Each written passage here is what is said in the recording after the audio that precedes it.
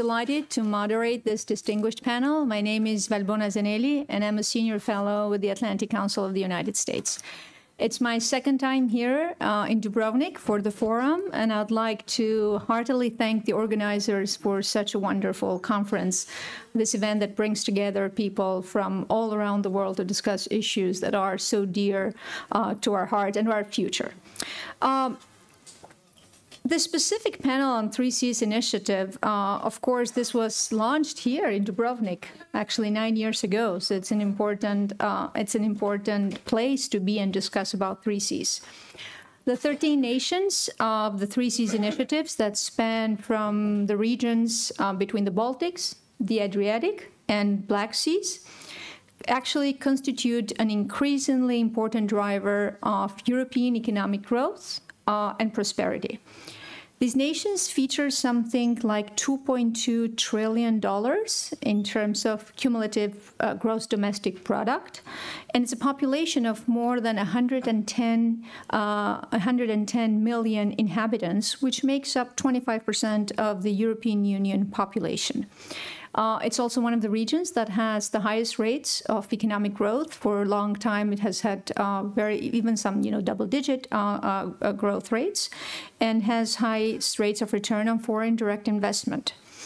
So in this panel, we'll address issues that are related to the characteristics and dynamics driving the economics of the 3Cs initiatives, but also a lot of security perspective of this initiative.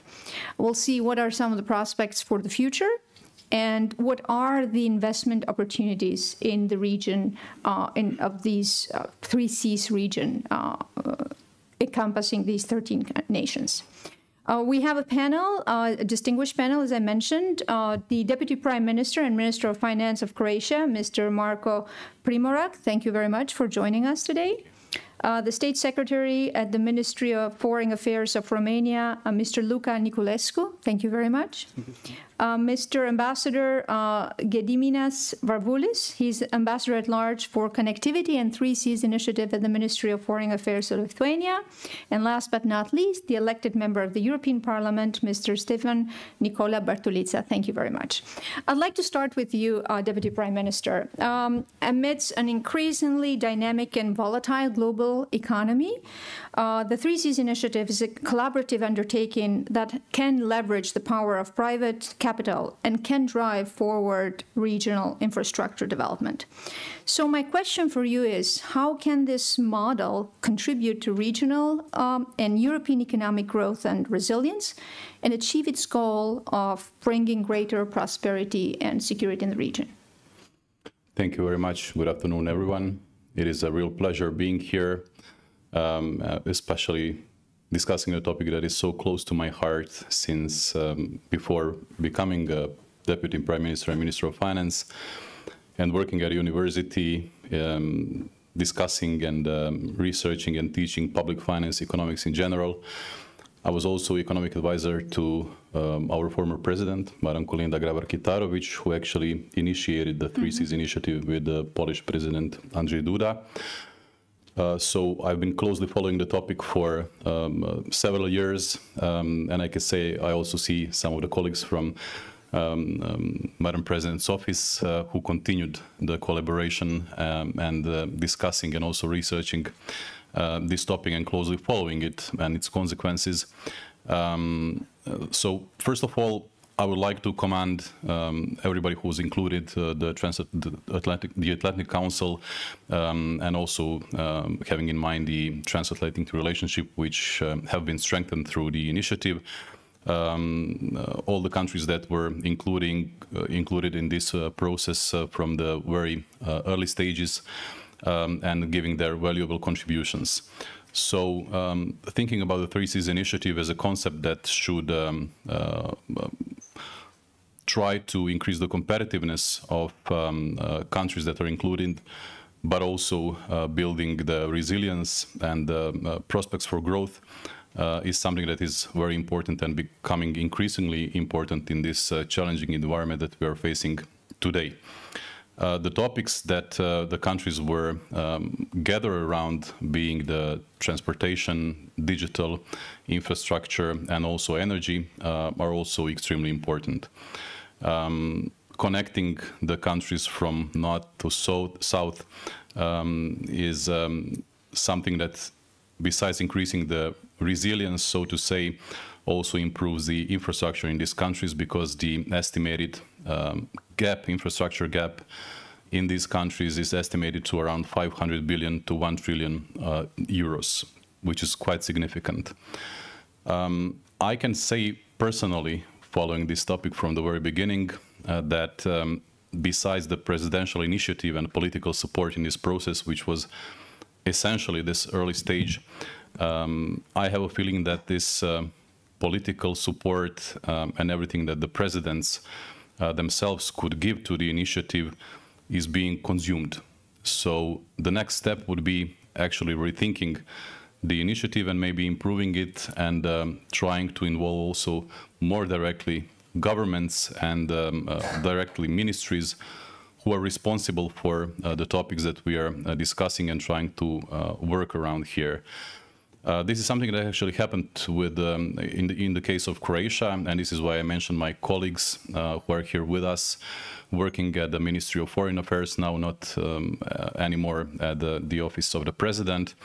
I have a feeling that initiative really needs to include people from the level of the government. And besides that, and taking more concrete steps, so to say, we should also include the fourth element of the platform or initiative that was missing, and this is financing. So besides transport, digital, and energy, finance was always missing here. So this is not only my personal view, but talking about financing those projects from the president's perspective of the president's offices, we could only endorse such projects. Of course, any kind of support is helpful. If countries gather around certain initiative, that helps a lot.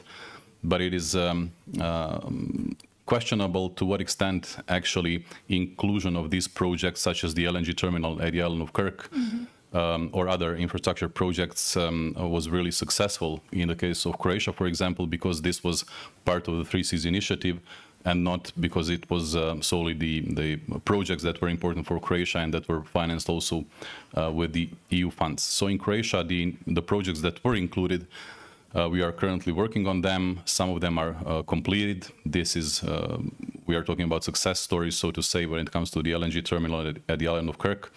When we started with this project, we had some challenges in terms of booking of the capacities, but it has become now not only the financially viable, but also strategic and profitable project. We are now expanding the capacity basically from 3 billion cubic meters annually to 6.1 billion cubic meters. Also amending the pipeline network. There are some parts also included in the 3Cs initiative, like Zlobin-Bosiljevo, trying to work on different interconnectors. The network will be also hydrogen ready, so this really is important for also fulfilling the goals set at the EU level in general, such as the green transition, digital transition. But I suppose we will have several rounds of questions, so yes. I will maybe stop here. At this point, I just want to mention that improving the initiative, including the government more directly, and also adding this fourth component, being the finance, is crucial to further develop this initiative. Well, thank you, Minister. And actually, we'll follow up in other rounds, but I'd like to ask a quick question regarding financing, because if we don't have the funding, we can have the best strategy in the world and all the political will, but we're not going anywhere. So how happy are you with the financing so far? And what needs to be done practically to really move ahead with that issue? Well, for now, we have this 3Cs investment fund, which is operational. But everybody says it's not enough. Everybody is unhappy. It is only 1 billion out of 500 billion that we should have. And then also projects, if I remember well, there are only 5 projects financed so far, so it really needs to step up.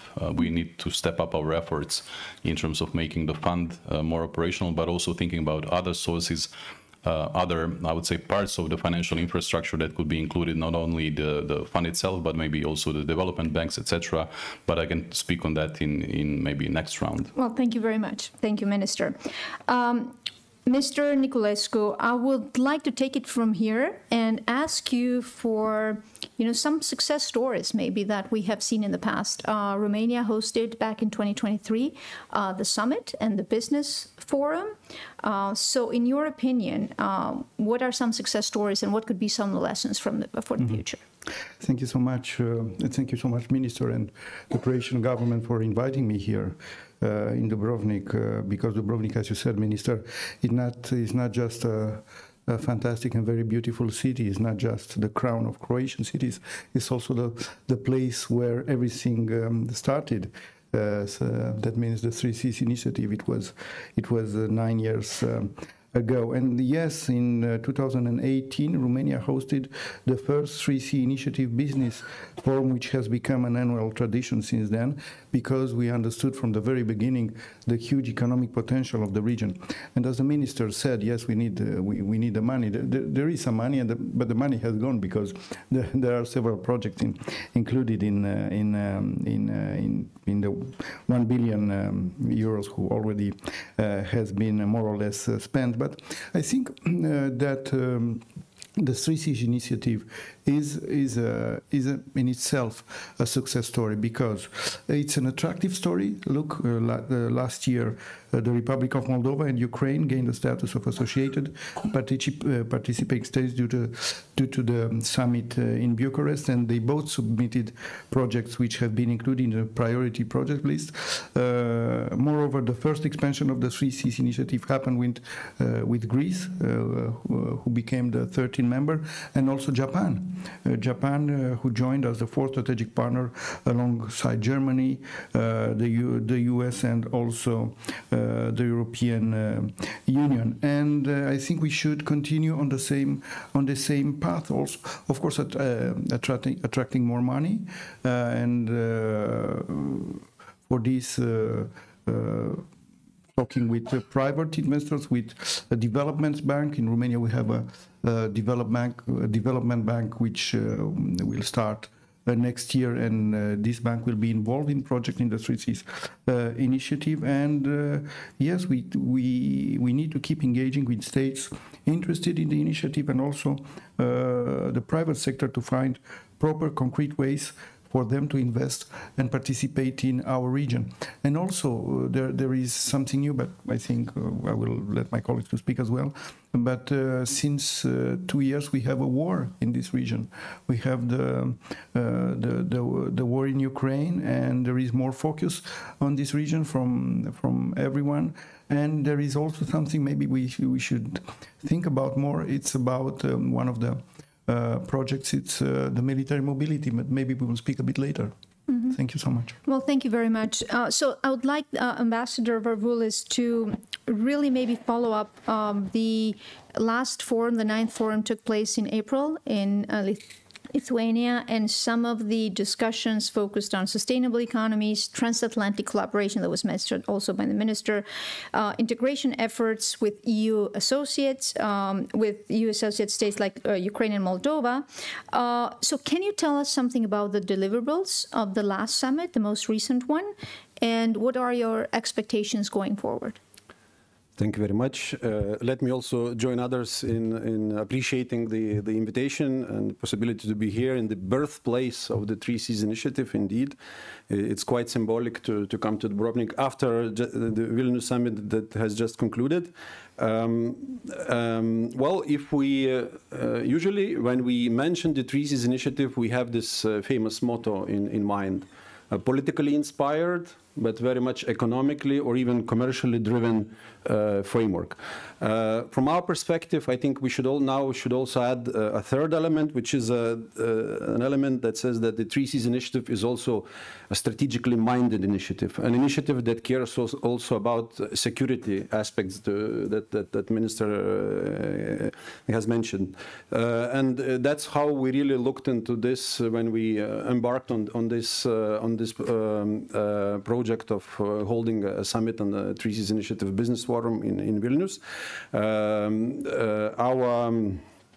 priorities for the summit were very simple.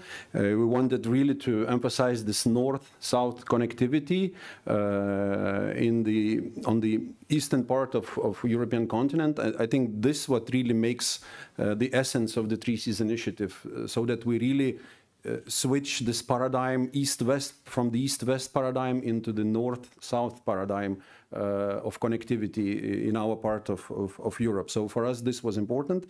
Then, of course, an element that really can make the initiative much more lively, much more operational, and that is the element of synergy with EU sectorial policies, because without that, I think, indeed, there is a risk that the initiative stays only as a kind of talking shop where the leaders come every year and elaborate some nice priorities without really looking into how they can implement it. The only way to do so, I think, would be from really enabling the EU sectorial policies to come in and to implement those priorities.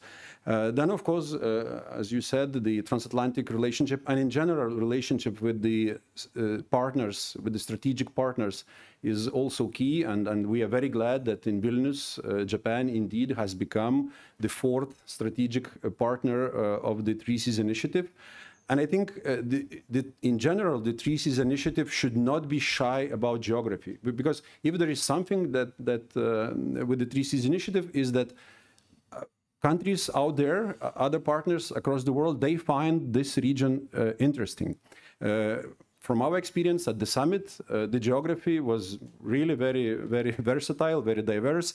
We had countries such as Spain, Montenegro, Israel, Turkey, Finland, Japan, United Kingdom, all coming and expressing, the desire to be part of this framework, presenting their ideas about how the infrastructure, how the connectivity can be improved in the region. So we, as a group, should really try to capitalize on this geographical aspect and the attractiveness of the initiative. And then the last and fourth priority that we had was really to make sure that we use this framework to its best ability to assist Ukraine.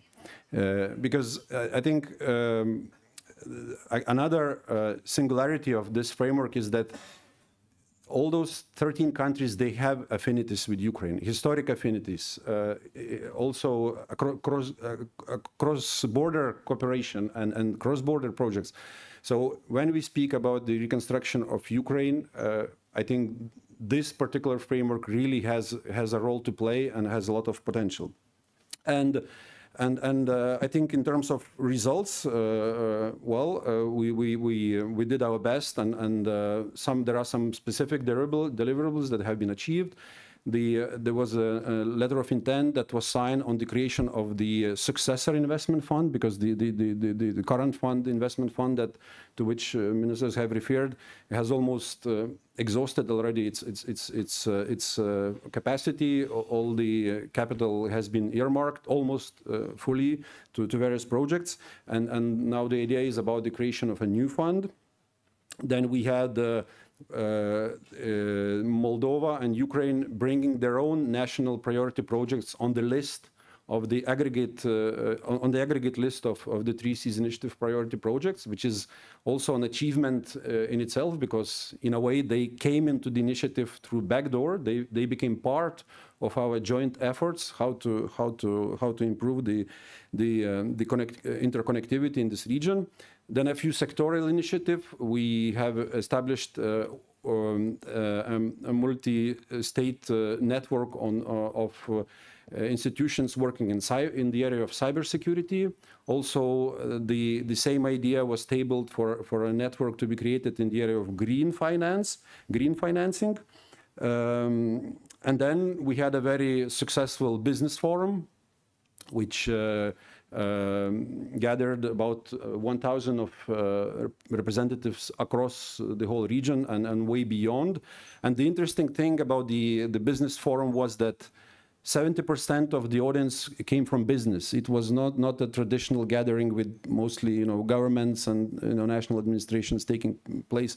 the business was there, and you could really feel it through the numerous side events that took place in the margins of the business forum. So, and this is another takeaway that we took from this chairmanship of the Three Seas initiative, that it's a very much bottom-up initiative, and we have to encourage those trends. If our businesses, they find this network and this framework useful, then let's encourage them. Let's create premises for that. But I guess thank you. I would stop there. Yeah, thank you, Ambassador. Yeah. Very, very valid, very good points. I would like to follow up with you regarding, you mentioned a couple of times Ukraine, and we know that with Russia's illegal war in Ukraine raging on, no region has been more resolute in the support of Ukraine than the region between the Baltics, Black and Adriatic Seas. And so as the Three Seas initiatives advance itself as a driver of regional and economic growth, what can and what should the Three Seas and its member states do to establish the economic and infrastructure foundation for the reconstruction of Ukraine? Ambassador, this was for you. Oh, yeah, it was a follow-up. You mentioned you mentioned Ukraine. On Ukraine, I think it's all about small steps and implementing specific projects.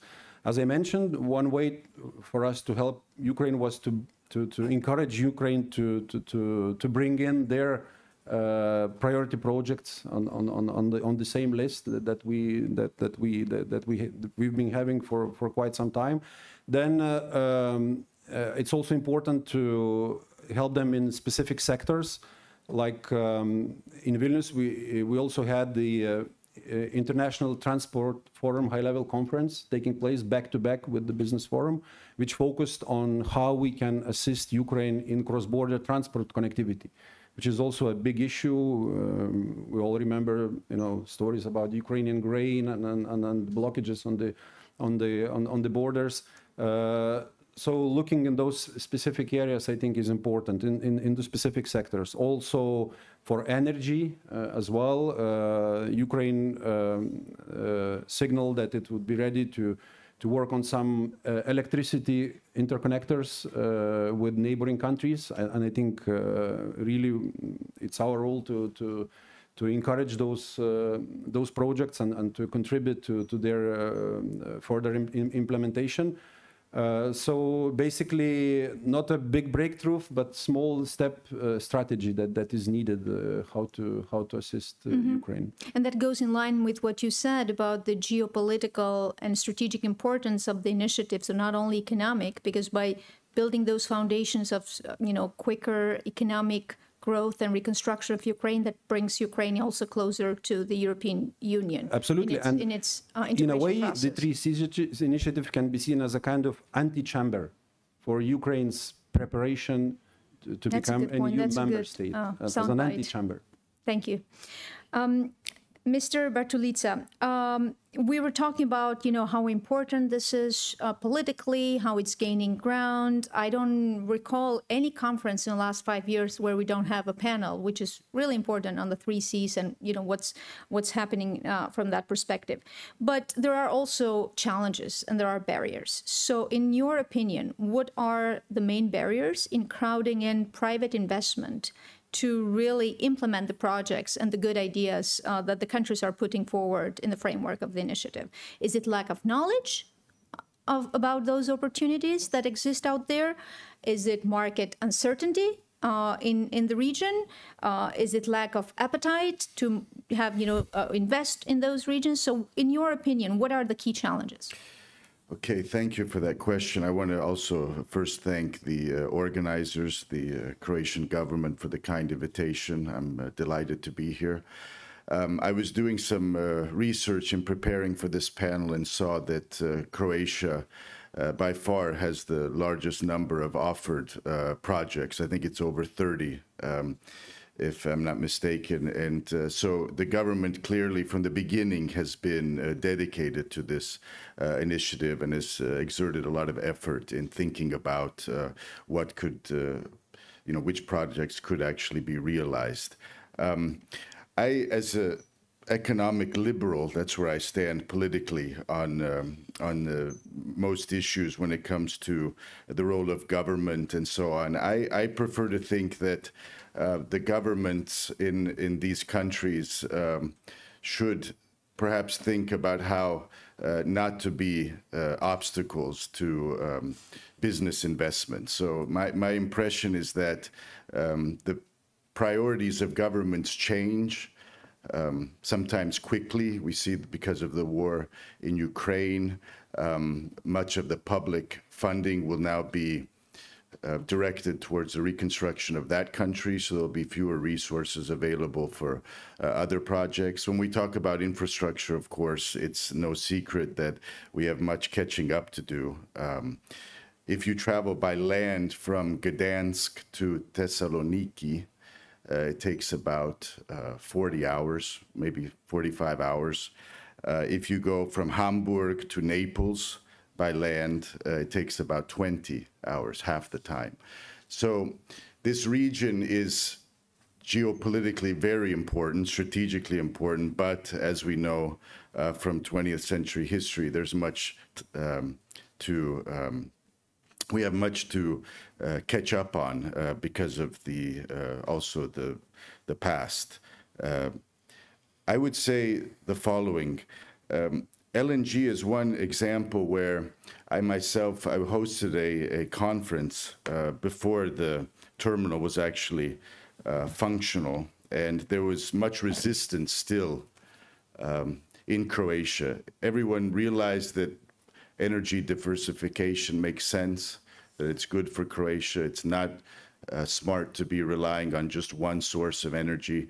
But there were lots of people at this event that I hosted who were making economic arguments saying that Russian gas is much cheaper and it doesn't make economic sense to spend all this money on this new terminal. And now we see, because of events that have transpired, how short-sighted that was. So we have to think in two ways, I would say. We have to think big in terms of the potential of this region, and I am optimistic. I think that Central Europe is one of the most dynamic parts of Europe. If there's any reforms going on in the last several years, it's usually in these countries as far as economic reforms and so on. I would prefer that the role of government in Croatia was even smaller, but we have made some progress. But on the other hand, the reality is that business, will find places to invest and to make money. That's just the reality, and we have to enable companies. I like what the ambassador mentioned about the top or the bottom down approach. Business, yes, business has a natural way of recognizing opportunities. And so the politicians have to think more in those terms. There shouldn't be such a large divide between people in government and in the private sector. And so perhaps, just thinking out loud, perhaps this initiative and this framework could provide opportunities for business. This business forum is an example, but maybe more frequent meetings where people from outside this region, Japan now is a strategic partner, the United States. I grew up in the United States. I'm all for transatlantic cooperation, facilitating that. And so I would say, I think there is opportunity, but because of the geopolitical shift in priorities, it will be, we shouldn't, we should be realistic and understand that there needs to be a clear effort in attracting capital, and capital will come. I'm a firm believer in that. I think that many of our countries, Poland, for example, has done very well from its membership in the European Union. We can learn lessons from that. Croatia is getting better at spending these funds in a smart way. I, as an MP in our national parliament, was advocating for more private allocation of post-COVID funds, for example. So I think, thinking in that way will help this initiative provide successful projects. It's easy, obviously, to complain and say we need more funding, but I'm afraid because of these other priorities that I mentioned, it will be difficult to get governments to commit to allocate larger amounts of money for this particular initiative. So those are my initial thoughts. Well, thank you. Thank you, Mr. Bartolita. I would like to follow up with you. You mentioned energy. So in your opinion, how has Russia's repeated weaponization of energy affected the Three Seas Initiative energy pillar? So we have an energy pillar there. And, you know, how can the region, how can the countries, how can the initiative itself best adapt to the challenges that Russia poses to Europe's energy security? So we go back to the geopolitical importance of this initiative.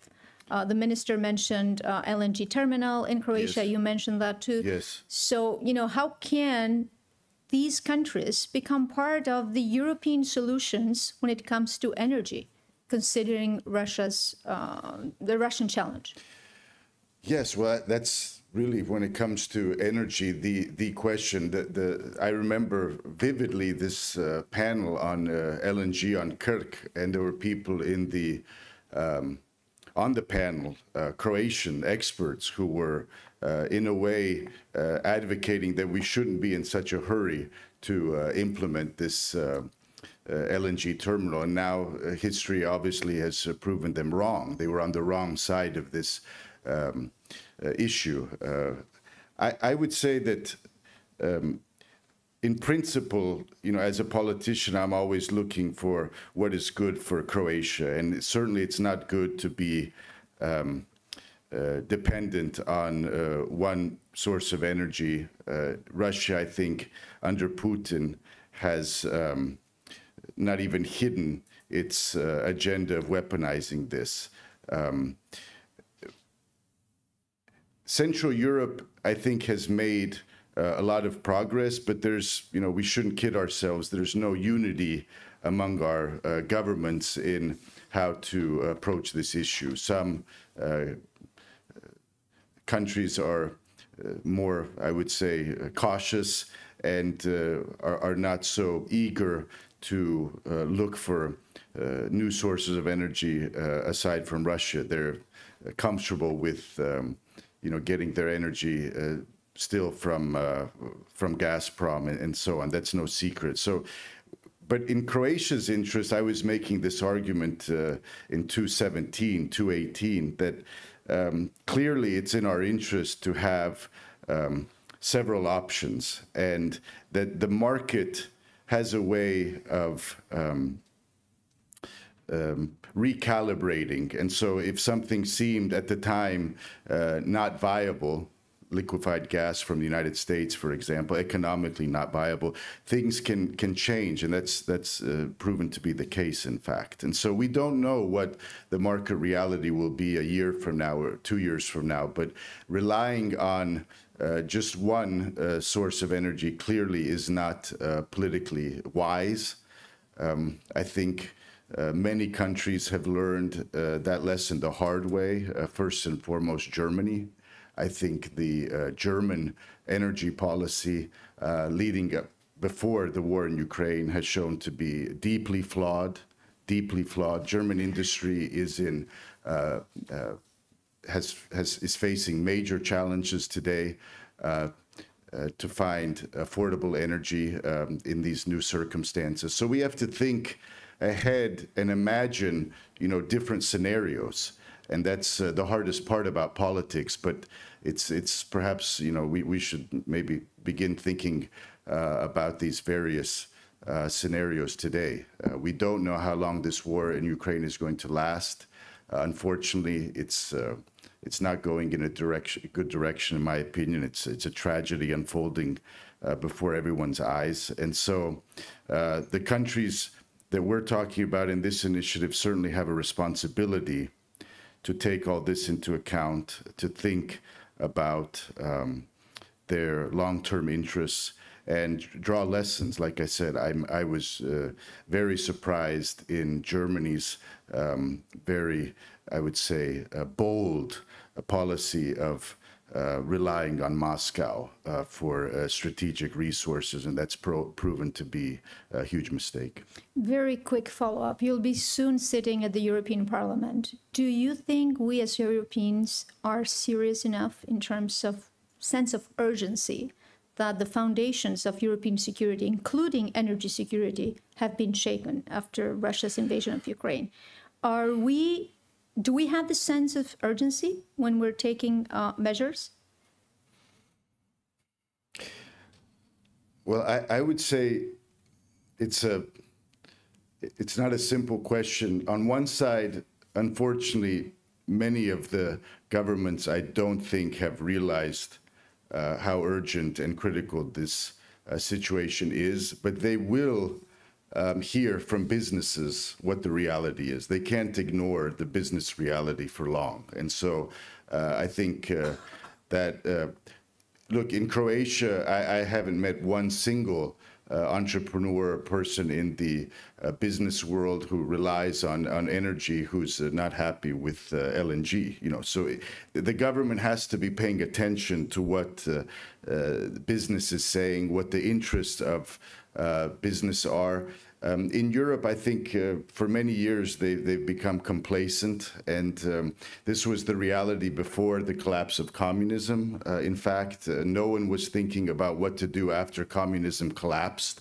There wasn't a textbook written by any Western intellectual predicting this collapse and what to do in the aftermath. But it happened. It happened. And just like the war in Ukraine, many people didn't believe it would happen. It has happened. And I think politicians clearly need to not only assume responsibility, but to start, thinking really in a new paradigm. What will this future look like? Croatia, I would say, is not behind the curve in this sense. I think we've done actually reasonably well. Well, thank you. Ambassador Niculescu, we talked about energy. I would like to turn now to infrastructure. And looking at the infrastructure from the security perspective also, as you mentioned, 97% of European infrastructure is dual mobility, also infrastructure. So how do you see the 3Cs initiative drive strategic infrastructure projects development in the region? And my question is there a current structure of identifying what are the priorities in terms of those infrastructure developments? Yes, thank you. As we speak before, we think in Romania that military mobility is an important topic that requires more attention with the 3Cs initiative. We have proposed this since 2018, the Rail to Sea project, which includes a military mobility component aimed at connecting the ports of Constanța and Gdansk via a rail connection. And this, yes, there are some good news on this. And I agree with what Mr. Bartulica was saying, that of course you need 20 hours to go for going from Hamburg to Napoli, but 40 hours from going from to Thessaloniki. But we don't share the same history in this part of Europe, so we don't have the same past. We don't have the same history of trust among us. So they, in this part of Europe, in Western Europe, they had the possibility to trust each other before us. So we had the communist era until 1989. So this kind of forum like 3Cs initiative is also a possibility for us to connect among us better than we used to do before, because of course we are all members of NATO, we are members of the European Union, but now we are talking more often directly among each other, the countries from this region, and I think that will help us. So I also have 2 or 3 points in connection with my colleagues said. Of course, it's better to have of course, it's very good to have the political commitment, but we have to have also some ministerial meetings focused on these sectors that you mentioned: energy, transport, and digital. And this could take place during the future summits and business forums. I think this kind of dialogue, concrete dialogue among the partners will help. And of course, we salute, we praise the letter for intent signed in Vilnius for establishing the second 3SI investment fund, because these funds could become concrete vehicles for investors. And yes, you are right. We need the money, and the capital will come. I think the capital will come also because there are some other things happening in the region. For example, the fact that Croatia, Bulgaria, and Romania partially joined Schengen. So that helps capital to come more quicker. The fact that we will join the OECD, Croatia, Bulgaria, and Romania are in this process, and I know that there are investment funds from countries like Japan, like UK, or maybe South Korea, who are investing just only in countries that are OECD members. So that will help. That will boost our economies, and the money will come. It will be more easy to have this money. Well, thank you very much, Minister Primorac. You mentioned some very good points regarding the need for crowding in more, private capital, the gap that exists out there in infrastructure. But also we have another challenge, which is that of market fragmentation. So how can the 3Cs initiative address the challenge of market fragmentation and the low investment flows into Central and Southeastern Europe? Thank you very much. Let me just briefly reflect on a topic of the role of state, which was mentioned previously. I fully agree that the role of state should be limited. However, if there are market inefficiencies, then the state should be active. And then also the state should provide opportunities for efficient functioning of the market. When it comes to infrastructure projects, especially those that are cross-border, there are obviously externalities.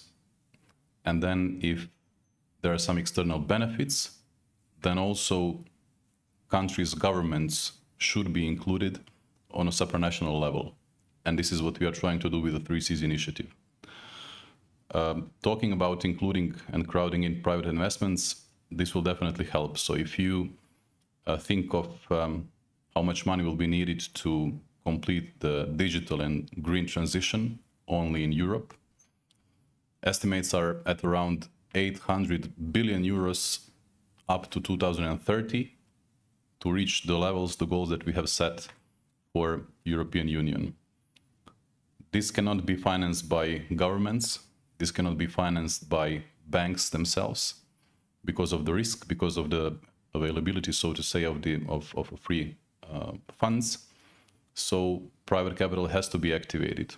And we are currently working hard on stronger capital markets union, capital market integration, so to say, in European Union. However, there are challenges, so to say, in this way, talking about single supervisory agency, but also harmonization of insolvency rules, etc. So there are currently a lot of debates on this. But I think that the 3Cs initiative region, talking about countries, have a lot in common, not only challenges, but also common views on certain topics.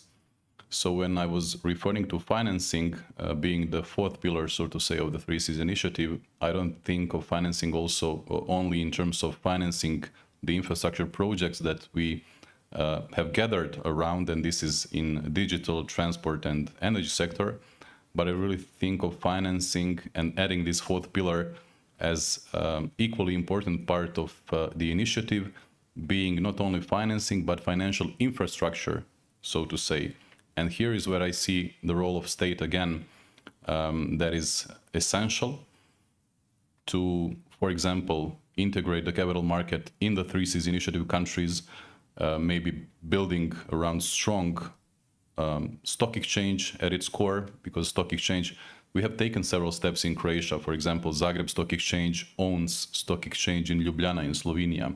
We also co-own stock exchange in Macedonia, in Skopje. But those stock exchanges are very shallow. The liquidity is very low. So if we do not join forces, then we are at risk, so to say, of losing this opportunity, missing this opportunity. When it comes about private capital in general, I can say that only in Croatia we have around more than 30 billion euros available in bank accounts as savings and being passivized, so to say, in banks. Now, having in mind the inflationary pressures and the challenges that we had in this respect, and the response of the European Central Bank in terms of increasing the deposit facility rate, those commercial banks were just passing on this liquidity to central banks with an interest rate which is quite significant, so they were not incentivized in any case to use this amount of money. So talking about the investment gap of 500 billion, and then having 30 billion euros only in Croatia available for such projects means that so to say the demand is there, but the supply is not existing. So we should think of more stronger, I would say, integration in the region in general, not only stock exchange, but also maybe the clearing and depository agency, etc. And then bringing some common challenges that we have and trying to solve them. For example, if we think of the borrowing rate, which in our countries is much more is much higher than in, for example, Western Europe, then this is a challenge, right? If we all operate in a single market and borrowing costs of countries in the Three Seas Initiative or new EU member states is higher than in Western Europe, then we can say that new member states, not only themselves, but their economy in general, their companies are paying higher borrowing costs, and then this definitely influences the competitiveness of these enterprises that have to borrow and be competitive at the same time on the single market. So I wouldn't be so bold and mention joint borrowing, but maybe for certain projects, and those infrastructure projects certainly are important, and projects of common interest, this is important. Just briefly mentioning also the role of state again, because I saw Slađana just joining the room, so she reminded me. We are also, if we do not invest in the infrastructure, we cannot increase the competitiveness of our enterprises. We cannot increase the productivity of the economy in general. So why I was reminded by you entering in the room is that we have just signed with the European Investment Bank this framework agreement for railway reconstruction. The total amount will be more than around 900 million euros. So this will help, so to say.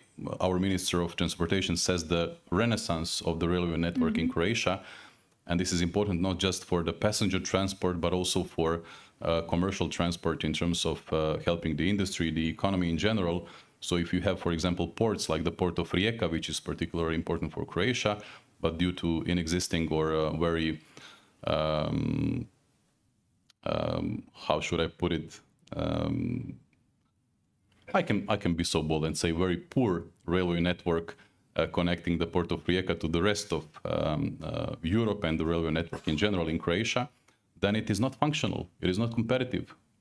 Companies choose, I don't know, Trieste or other ports, or they even go to, I don't know, Hamburg or Rotterdam. But if you think about transportation from Far East to Central Europe, then going through Rijeka and then being connected through the railway network really cuts this travel time significantly. So the infrastructure has to be improved. For example, in Croatia, the railway network has to be improved, not only for passenger transport, but also to making the economy more competitive, more resilient, and also I would say the starting position, the polling position of those companies trying to find their way in the global market stronger.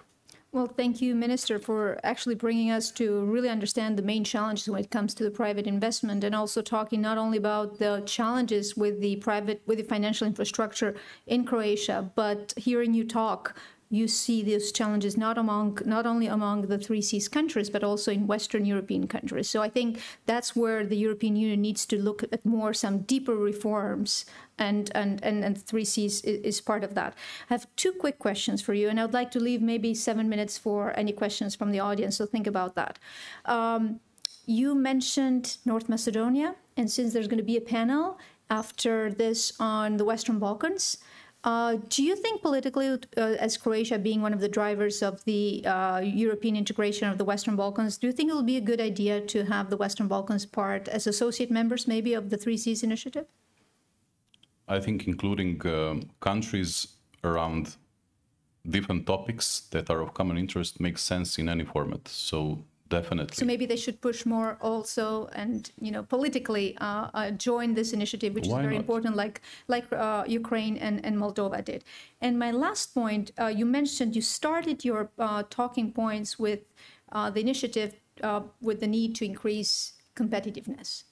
How important, I remember at the beginning of the initiative, the European Union was a little bit skeptical on the 3Cs initiative. It looks like it has turned around, it's looking more positively. How important is this initiative for the future competitiveness of Europe? I think it is very important, because if you consider all the countries that are included in this initiative, if you see the challenges that those countries had in terms of, now talking about the European Union in general, in terms of lagging behind,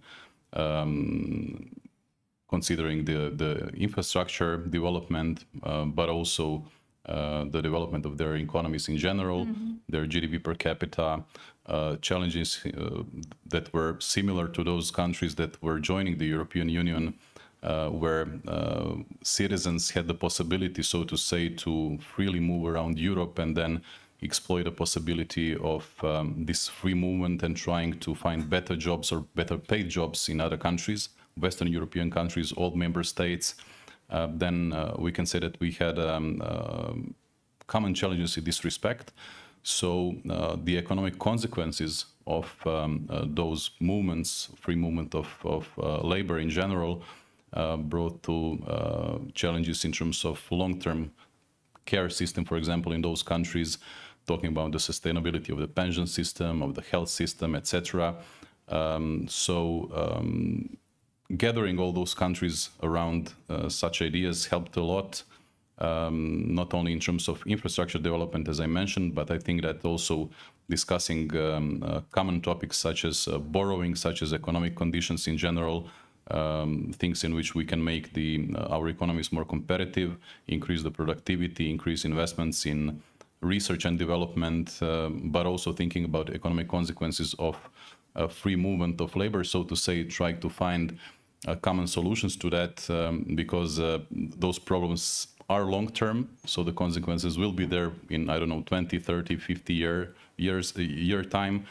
But the population aging is actually a common problem. So the all member states are also trying to sort out things there. So they're trying also to somehow solve the situation when it comes to long-term care and aging in their countries. But the broader picture, so to say, has to be taken into account. So if we gradually increase the GDP per capita in new member states, and if we catch up the average development of the European Union, then this trend will reverse or not be. But also when it comes to innovation. Of course, of course. So finding common solutions to that, and talking about the transatlantic partnership, so to say, we have a lot to learn from the US. Absolutely. We are seriously lagging behind in this respect. So when it comes to the venture capital, private equity, startups, scale-ups, a lot of companies just go to US because they find the environment there more flexible, more friendly, so to say, especially for startups. And in terms of financing that is available in this respect, together with their, businesses and their financing needs that they try to fulfill in the US, they also take their ideas from Europe to the US, right? Absolutely. Great. I have to ask this last question because you mentioned the United States. So initiatives to crowd in, to bring in more investment from the United States, but also the development banks. I know, for example, and I'm looking at you, Mr. Niculescu, that, for example, Exim Bank will finance a big energy project in Romania. So how do you see the role of U.S. in this perspective? The role of U.S. is always very important, and we know that they are focusing on the region, and we are seeing what they are doing and where their attention is. So we think that we should work closely with the United States, and yes, as you mentioned, the fact that if we are becoming more, if we are showing ourselves that we are capable to working closer together, I think that this intention will continue, and the United States are interested in the project. They are one of the 4 now. Strategic partners. So my guess is that they will continue to be, but it depends also on us to put the I don't know how to say in English, to put the facts where the words are. Yeah, so absolutely. To do things, not just to say things, because we are gathering, we are telling, we are speaking. We need to walk the talk. Yes, we walk the talk. Thank you. So we have only a few minutes. Please, very briefly, introduce yourself and ask the question.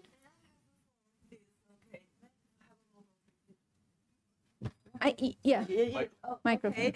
To make sure that everyone could hear me, okay. First of all, let me introduce myself. My name is Xia Xiaoxi. I'm from the Secretariat of China CEEC Cooperation, namely the cooperation between China and Central and Eastern European countries. At this time, we've got a delegation of 4 for this forum, so all of us are here.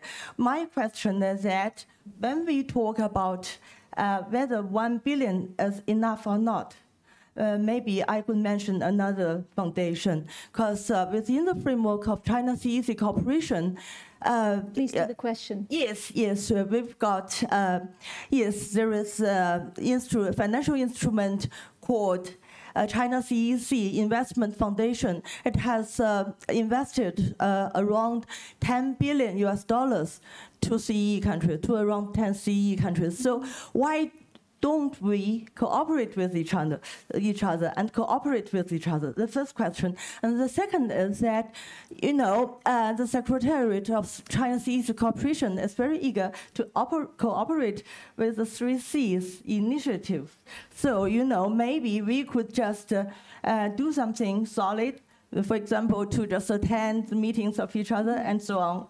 Why not? And third, since you have mentioned about out of investors out of this region, for example, South Korea, Japan, and so on, those Asian countries, why don't you mention China? Okay. Great. Thank you so much. I think those were more...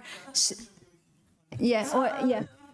okay. Please. Okay, why don't you mention China? Okay. Please. So I think these were more like suggestions than questions. Please. You can maybe speak up from there. Yes, I'm not Lockridge. I come from Deer Foundation here. And, we belong to a family of think tanks that support 3Cs initiative. And I would like to raise a question and the importance of this panel, first of all, which is, I think, incredibly important. And, of course, our friends here from China should also participate. But my question is, and I've been in Vilnius also recently, and I commend the initiative and the work of Lithuania. And next year we have Poland that is going to host the summit. But what we are missing in between is a permanent secretariat for the initiative. So what are the most recent talks, or are there any talks about permanent representative office? Because we need more work in between of big conferences and big summits. Thank you. Great. Please. Raising this question. It's the elephant in the room, actually, when we talk about the Three Seas initiative. Everyone notices it, that we have those big, Three Seas festivals, if I may say so, the summit, the business forum, all the surrounding side events, and then people go away, they gather first, they go away, and then nothing goes on for another year, and then we come together again for another big festival. So there is an issue with continuity, but the Three Seas initiative is also a consensus-based organization. So this topic has been on the agenda before. It comes back every once in a while. It's being discussed, but I think in our part of the region, maybe, or in general in Europe, there is some allergy towards the creation of secretariats, because we also have less successful stories of regional organizations founding some bodies, and then those bodies start to live their own life without producing any concrete effect. But something has to be done with the continuity, because and with the governance in general of the Three Seas, because there is no work plan. But of course, on the other hand, the presidency has done a very big say in terms of setting the priorities of the initiative. So there is, I don't have a clear-cut answer. I can only say that this is being discussed, and once we find a consensus, then and maybe the 10th anniversary of the initiative would be a good opportunity to go through some sort of review process, hiring some external study on what was successful out of this decade of our cooperation in the region, what was less successful, what are the lessons learned, and what improvements could be brought into it. And usually those Jubilee summits, they are also good moments when you can stir things up and put everything on some new ground and provide some more continuity in terms of governance. So governance and more sectorial, it was mentioned, more sectorial relations that creates more relationships also within governments and societies in these countries. I will give the floor to each of you for the last 30 seconds. So maybe Mr. Bartolizza, your closing comments.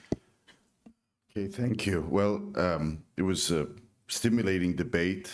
I think this is all very much worthwhile. And again, I'm delighted that I was invited to take part. I'm optimistic about the future of Central Europe in general. But as I said, governments, relying on governments to lead is not something that I'm a firm believer in. I prefer this bottom-up approach and enabling business and capital to move easier and to take advantage of opportunities. So that's my way of thinking. Thank you very much. Thank you. I think you mentioned the governance very issue. quickly, in a telegraphic way. I think the important thing for the Three Seas is not to miss the opportunities created by the green transition. I think there are some major shifts that could happen if we take this challenge seriously, and if we turn it into a success. Like, for example, in Lithuania, we've always been an important importer of energy.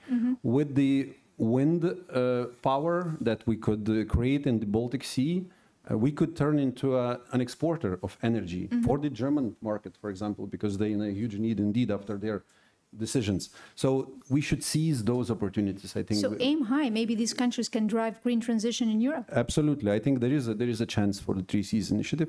And my very last point is, I don't know whether I mentioned it in the beginning, but what I mostly remember from Vilnius summit, when one of the leaders said that if there was no the Three Seas initiative, it would have needed to be created to invent after what happened 2.5 years ago, actually. Okay, absolutely. Final comments, because they're not going to invite me back as a moderator. We're over time. Please. No, I would say just I would raise just one point that I haven't mentioned, because we we have a war at our borders, and Russia's aggression against Ukraine also put a spotlight on the strategic importance of the Black Sea. I'm coming from Romania. We have the Black Sea at our borders, so put the strategic importance of the Black Sea for the security and the stability of the entire Three Seas area. So we think that an EU strategic approach towards the Black Sea is thus needed. So we need this as well. Black Sea is one of the three seas. And you know that the United States has a strategy now on the Black Sea that was not there before. So that's important how to link those. Yes, and we are waiting for some strategies from some European friends as well. Minister, your final word as a guest here. Well, thank you very much for moderating the discussion. I think it was very fruitful, and I'm happy to.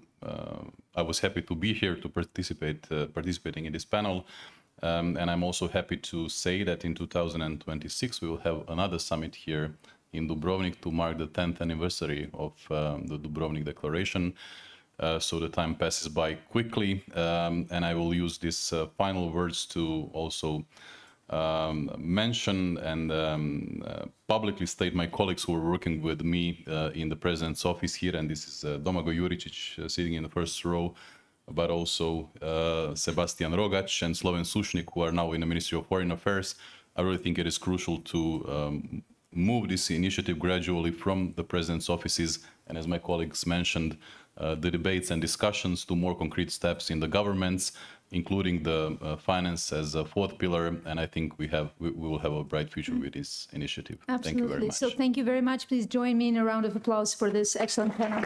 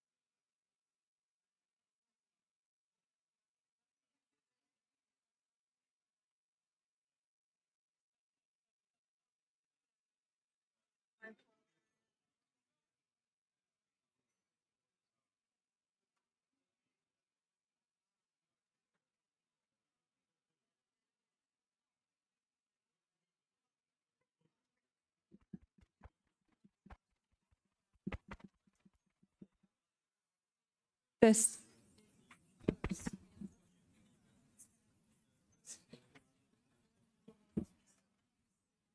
Test, test, test. Yeah.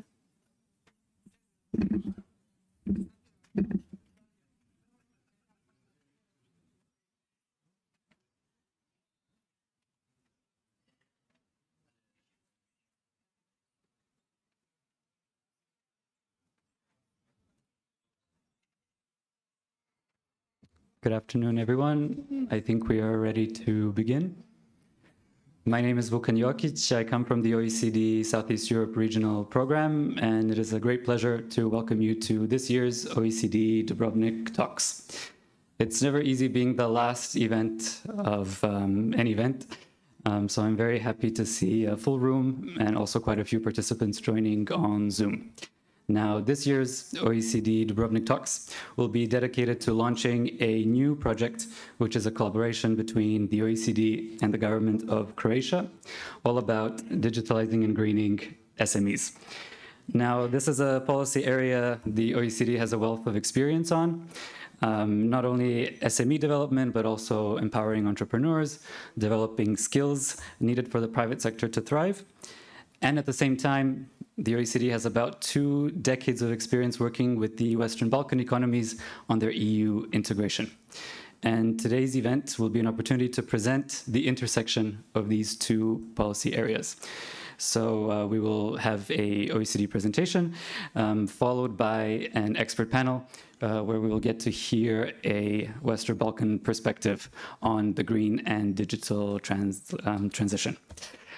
So without further ado, I would like to introduce our keynote speaker and host at the Dubrovnik Forum, Foreign Minister, Mr. Grlić Radman. Minister, the floor is yours.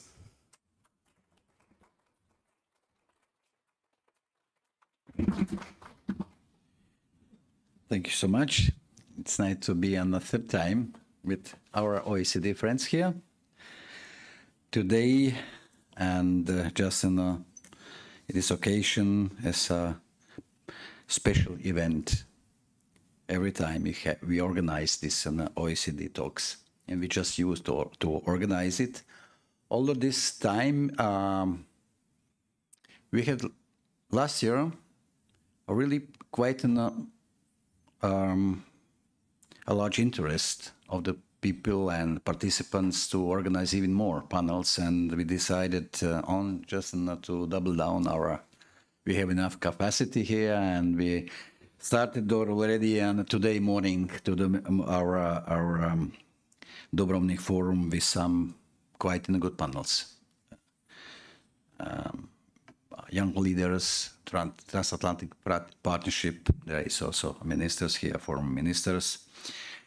So the Director for OECD Global Relations and Cooperation, Mr. Schall, lieber Andreas, danke, dass du gekommen bist, auch zusammen mit Anastasia auch. Dear colleagues, participants, ladies and gentlemen, dear friends and state secretaries and foreign ministers here, ambassadors, excellencies, friends. It's really a great pleasure to greet you all today in the beautiful city of Dubrovnik, for what has now become the traditional round of OECD Dubrovnik talks. As I said also in the before we organized Dubrovnik Forum, and how to draw attention to come over to Croatia. So the location is 50% of success, and Dubrovnik is really a guarantee for that, and it's good proof that Dubrovnik, when you just say Dubrovnik, everything is okay.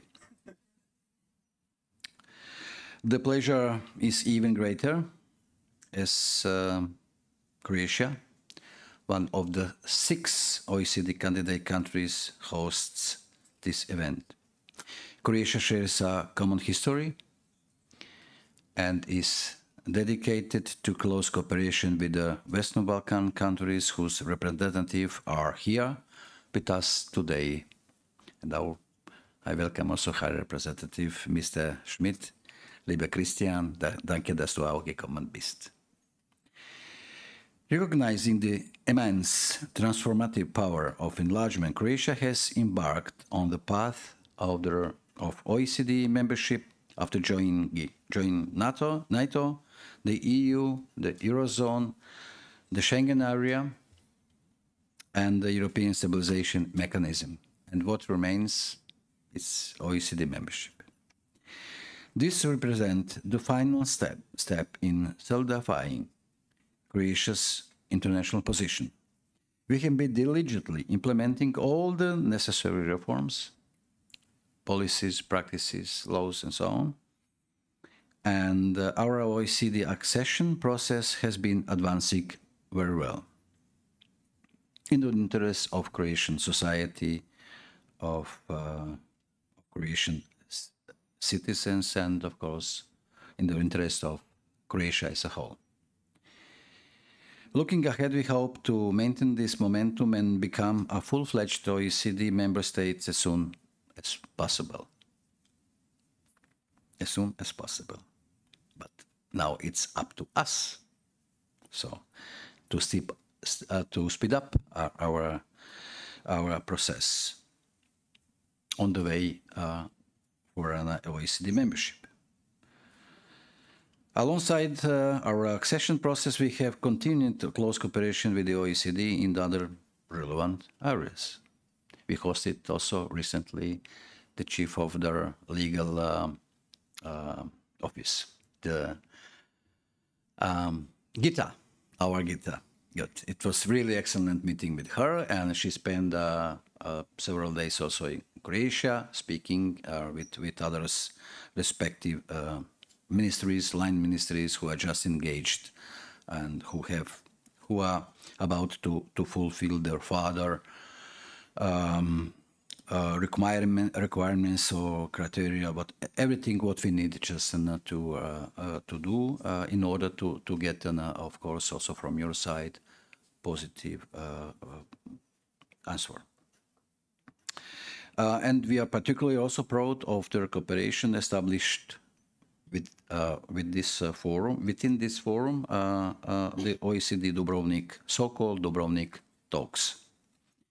This year's edition is dedicated to the launch of our joint project, namely accelerating SMEs' digital and green transition in the Western Balkans, to which we have contributed 1.2 million euros. Our contribution symbolizes more than just financial support. It embodies our faith in the Western Balkans' potential and our commitment to sustainable economic practices and a stronger partnership with the OECD. We are happy to be in the position to contribute to this project both financially and with our know-how, much of which comes from a similar project that Croatia used to engage in with the OECD. Having been a country on the receiving end for a long time, we are immensely proud to be in the position to help our neighbors work to the same road. By facilitating this digital and green transition project, we are not only investing in the immediate growth of these SMEs, but also in the long-term progress of the entire region. Digital technologies are essential for stimulating economic growth, with digital innovation playing a pivotal role in driving the green transition and sustainable development. OECD data reveals that Western Balkans countries are behind in adopting advanced technologies and providing user-oriented public digital services. As a dedicated EU member on the path to OECD accession, Croatia is committed to creating a dynamic environment to drive the digital and green transformation of SMEs across the Western Balkans. Our proactive involvement in this project underscores our dedication to fostering regional development and integrating Western Balkans economies into broader European and global markets. In conclusion, Croatia's active participation today highlights our unwavering commitment to Southeast Europe.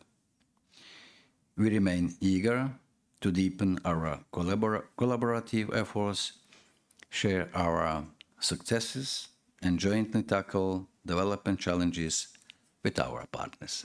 Thank you so much and enjoy your stay in Croatia, in Dubrovnik.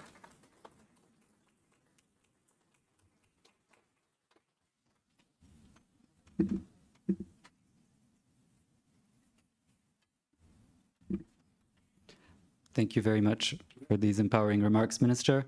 And now on the OECD side, I'd like to invite to the stage Mr. Andreas Schall, Director for OECD Global Relations and Cooperation, Sherpa to the G20, G7, and APEC. Andreas. Thanks so much, dear Minister Grilic-Radman, lieber Gordon, Western Balkans Coordinator Schmidt, State Secretaries, dear Luka Niculescu, dear Stenko Lucic. Pleasure to be here. There is, in the region where I come from, you feel home in a family when you come to a wedding without a tie. This morning, I got up in Berlin at 4 o'clock, and I have to admit, for the first time in 20 years, I forgot to bring my ties. So I asked Stenko to lend me one for the gala dinner, but this shows how much we feel home, lieber Gordon, at the Dubrovnik Forum. This is the third edition of the Dubrovnik series of the Dubrovnik Talks, which have the roots in a meeting we both had with Prime Minister Plenković and Secretary General Corman, where he suggested, why don't we give testimony to our partnership with a new form of dialogue, the Dubrovnik Talks in the Dubrovnik Forum. So if you do this once, it's a one-off.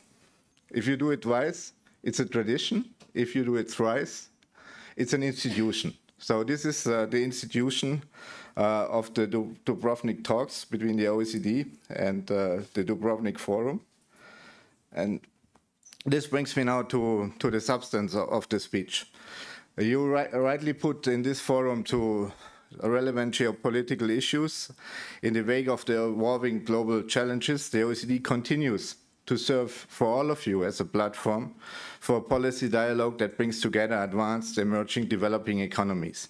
And in this context, we want to pay particular attention also to the Western Balkans, because this is a region that we have been increasingly engaging with. Earlier this week, as some of you know, and I see some familiar faces who even were on the same plane like me this morning, we held our high-level ministerial conference on Southeast Europe at the OECD in Paris. We launched our flagship publication, The Western Balkans Competitiveness Outlook, which aims to help policymakers and stakeholders to make better policies for better life in the region, which is the leitmotif of the OECD. This competitiveness outlook has indeed become the reference for the Western Balkan economies to assess economic performance in 15 policy domains with 400 indicators, measures convergence of the Western Balkans with the EU and the OECD. And in this context, it is with great honor and pleasure that we launch today this new project, the Digital Green SMEs, accelerating the twin transitions in the Western Balkans. This project aims to increase collaboration, regional integration, spur against the climate crisis, and contribute to the developing a more resilient and digital forward and tech forward region. And I mean, you know, Mr. Schmidt, what we are talking about: a strong Mittelstand, a strong SMEs as a driving force for innovation, as a driving force for also green and digital transition. I want to thank Mr. Grilic-Radman and Gordon for putting some resources on it. And I have to say, you put my favorite rock band, the Dire Straits, in the motto. And what is the famous song of the Dire Straits? Money for nothing. So, and we will make sure at the OECD that the money spent on this project is not money for nothing. I will not quote the second line of this song, but it's not money for nothing, so it's money well spent. This new project builds on analysis and recommendation on the greening and digital transformation clusters covered in the competitiveness outlook, as well as on our OECD SME Policy Index flagship report. We know that SMEs have a significant carbon footprint, but also the potential for innovation. SMEs also need to support to become more digital in order to be more resilient to future shock. This project in front of you, which we are launching today, addressing policy challenges to unleash the potential that SMEs in the Western Balkans have to accelerate the digital and green transitions. 3 messages. First, government should help SMEs to implement sustainable practices while boosting productivity at the same time. Through improved digital infrastructure and strategic partnerships with donor agencies, there is a real potential to scale up green loans, investment incentives for SMEs. Tackling e-waste, optimizing ICT equipment, making better purchasing decisions are just a few actions needed in order to scale up this potential. Our latest data reveals that 36.7% of SMEs in the Western Balkans are already taking measures to reduce energy consumption of ICT and are considering the environmental footprint of services and equipment before making purchases. Through our project, we will work with Western Balkan authorities to increase this momentum, exchange on good practices, work to ensure that 100% of the region SMEs take greening measures by 2030, which is quite ambitious, but we will work on that. Second avenue of action, government should step up support for innovation programs that target the twin transitions. There are a growing number of platforms that stimulate business innovation in the region, such as science technology parks, startup incubators. The flourishing of such hubs is a testament on how quickly the region is transforming. In part, this has been a response to the digital needs that arose during the pandemic. This is an achievement that deserves praise. So big kudos to those of you who are part of this journey. However, also the OECD would not be the OECD if there was not an however, where we encourage better policies.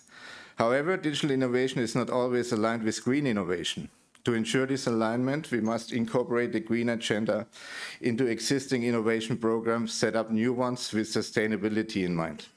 Concretely, we must focus on clean energy efficiency. This is particularly relevant as the mix of coal and oil has a share of at least 60.7% of the energy supply in each of the Western Balkan economies, going up to 85% in some cases. So huge potential to do better, I would say. Through the new project, we will also establish a regional platform to identify good approaches in the Western Balkans and the OECD region to increase funding, tighten links between SMEs, accelerators, academia, green funds, global network. Third and last point, government should work to reduce the skills gap, because it's all about the people. We need to prepare the people for the intertwined digital and green transition. Government should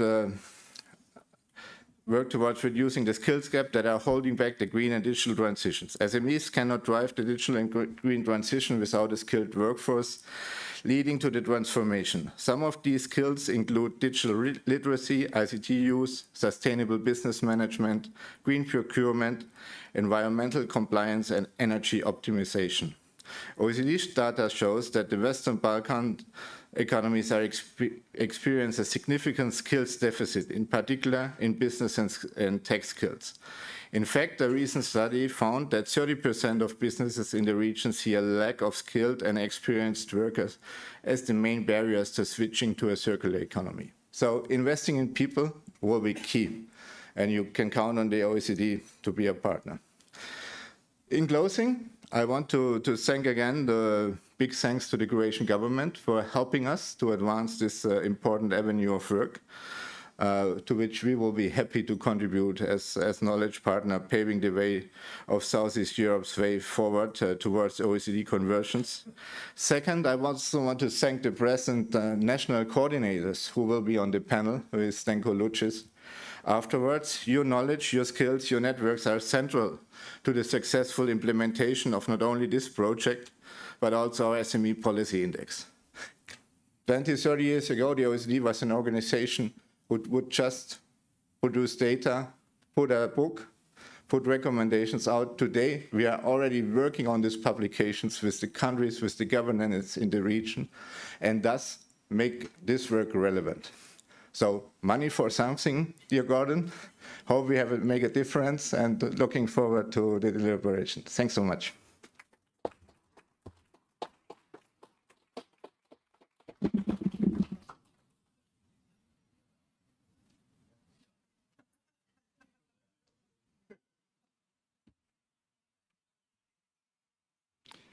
Thank you, Andreas, for setting the scene for the OECD work already underway. And now that the project is officially launched, it's only fair that we learn more about it. And so for this segment, I'd like to invite our senior advisor at the OECD Southeast Europe Regional Program, Ms. Gabriela Miranda.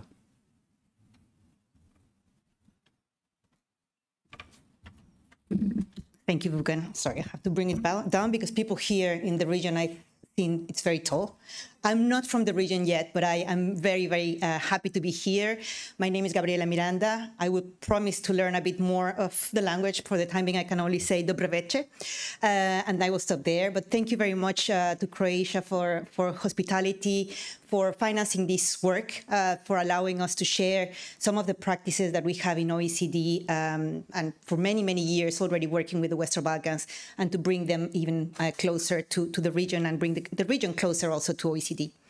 As a senior advisor, and of course I will give the floor to my colleague Mariana, who's a real expert on the topic, but as a senior advisor, I wanted just to highlight what we're doing in this project. Firstly, wanted to make sure that this project is relevant, and the relevance, as my director said, it comes from understanding really the needs of the 6 Western Balkan economies that will be working with us.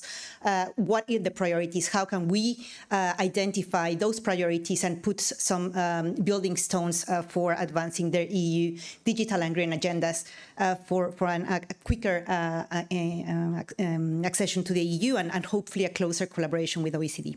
But also we are connecting the dots. And connecting the dots, it shows that with all of you here, connecting the dots not only among OECD members and bringing OECD members closer to the Western Balkans, but also very happy to have Croatia as an accession country to the OECD, but also Romania, Bulgaria, and other countries supporting the work and as we call it in the OECD jargon, of outreach and engagement with non-member economies. As you understood, we are working under Andreas' leadership in what we call the Ministry of Foreign Affairs of the OECD, bringing OECD practices and best and standards to other regions of the world. But why the OECD is the best place for this kind of work? We know, and we work very closely with different institutions, of course, our members, but not only the EU. Next week, I will be speaking at the European Digital SME Alliance for Western Balkan and others. But we are a best place data-driven organization. We have extensive knowledge of the region, collected data. I invite you actually to look into the OECD Western Balkan Competitiveness Outlook that Andreas mentioned. We launched it last Wednesday. We also launched a very innovative data hub that it contains the data and analysis of the 15 policy areas and over 400 indicators for the 6 Western Balkan economies. And it's a comparative analysis presenting also the assessment of previous competitiveness outlook. So we hope that it's going to be even an easier and more efficient way to track progress, but also to identify the priorities ahead for EU and OECD convergence.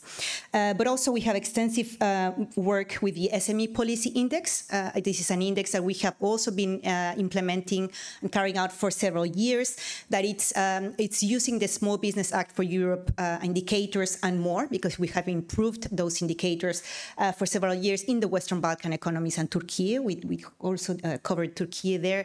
And so we are pulling knowledge and data from these assessments to really try to bring some concrete and actionable policy recommendations. we are a multi-stakeholder approach organization, and also we like to say an all-of-government approach. And I think an excellent example of it is having today so many ministries represented from Croatia. We have the National Coordinator for Romania's accession as well here, Mr. Nicolescu. So we do have a multi-stakeholder, but also all-of-government approach, which allow us, we hope, to break the boundaries and really bring a comprehensive policy framework for advancing the reforms, but also for anchoring those reforms, to bring on board those that have been engaged in the policy and reform process. The OECD expertise, it's wide. We have, as you know, policy directorates covering all areas of a government, except defense, but others are covered by OECD, so we'll be working very closely with our colleagues in the Center for Entrepreneurship, SMEs, and Local Development that will be providing expertise. We will be hopefully bringing some useful OECD tools to the Western Balkan economies, and also some lessons learned from OECD members and Croatia and other accession countries for the benefit of this work. And lastly, very closely we'll be working with Croatia. So we'll be soon reaching out to many of you in Zagreb to really make sure that we use your experience as an accession country, that we use your experience as an EU country, and as you say, Minister, NATO, and others, what this accession bring to a country is extremely enriching, not only in terms of the final result, but really the process itself. So we hope to make a contribution to the process of supporting SME greening and digital transition in the Western Balkans through our expertise and tools. So I will let my colleague Mariana Petrovic provide some more concrete information about the project.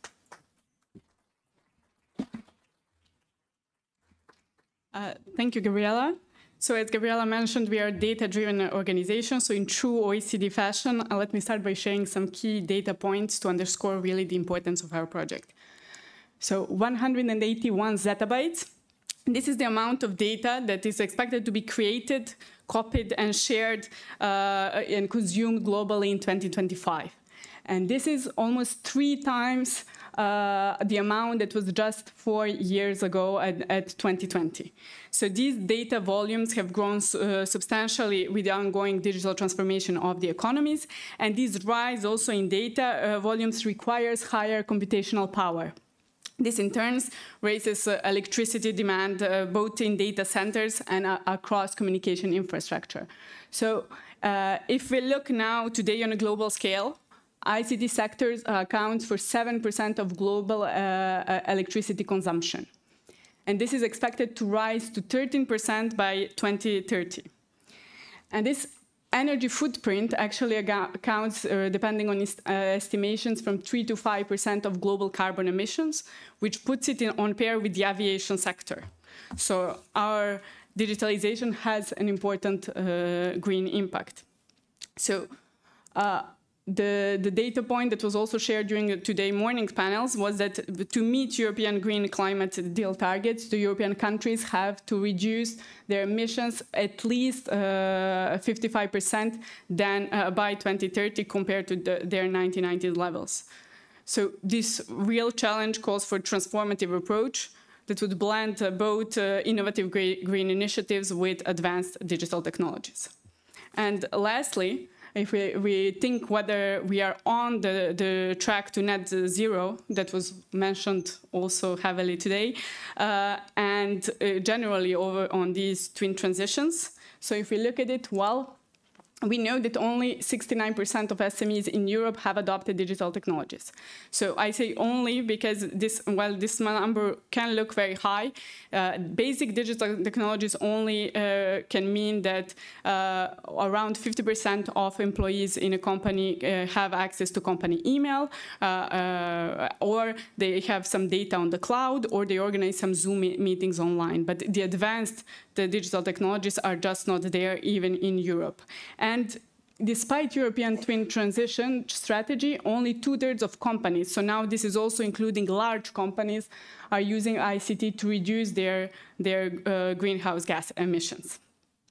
And thirdly, if we now look at the situation in the Western Balkans, so we see that this growing demand for computational power will also have impact on electricity consumption in the region, and we estimate that these levels will grow up, and this is a problem taking into account the status quo, that because Western Balkan economies have some up to 85% of the total energy supply that comes from coal and oil. Now, if you look at the SMEs in the Western Balkans, we see that also they're not adopting digital technologies at sufficiently high rates, but there is also high divergence among economies. On average, only 35% of SMEs have adopted these basic digital technologies I mentioned, compared to previously mentioned 69% in the EU. And lastly, if we look at the adoption of what we call green digital technologies, we see that in the Western Balkans, it's still in the nascent stage, also with some regional differences, of course. And here, under 40% of businesses actually currently use technologies such as smart grids or energy efficient computing, renewable energy management system. So this limited adoptions really underscores the need for different initiatives that would provide SMEs with tools and also support to integrate these technologies. And this is actually where our project comes in. So through this project we are launching today, the OECD would really like to help the regions hands-on face all of these challenges and drive both transitions. So our project is based on 3 main pillars. The first one is this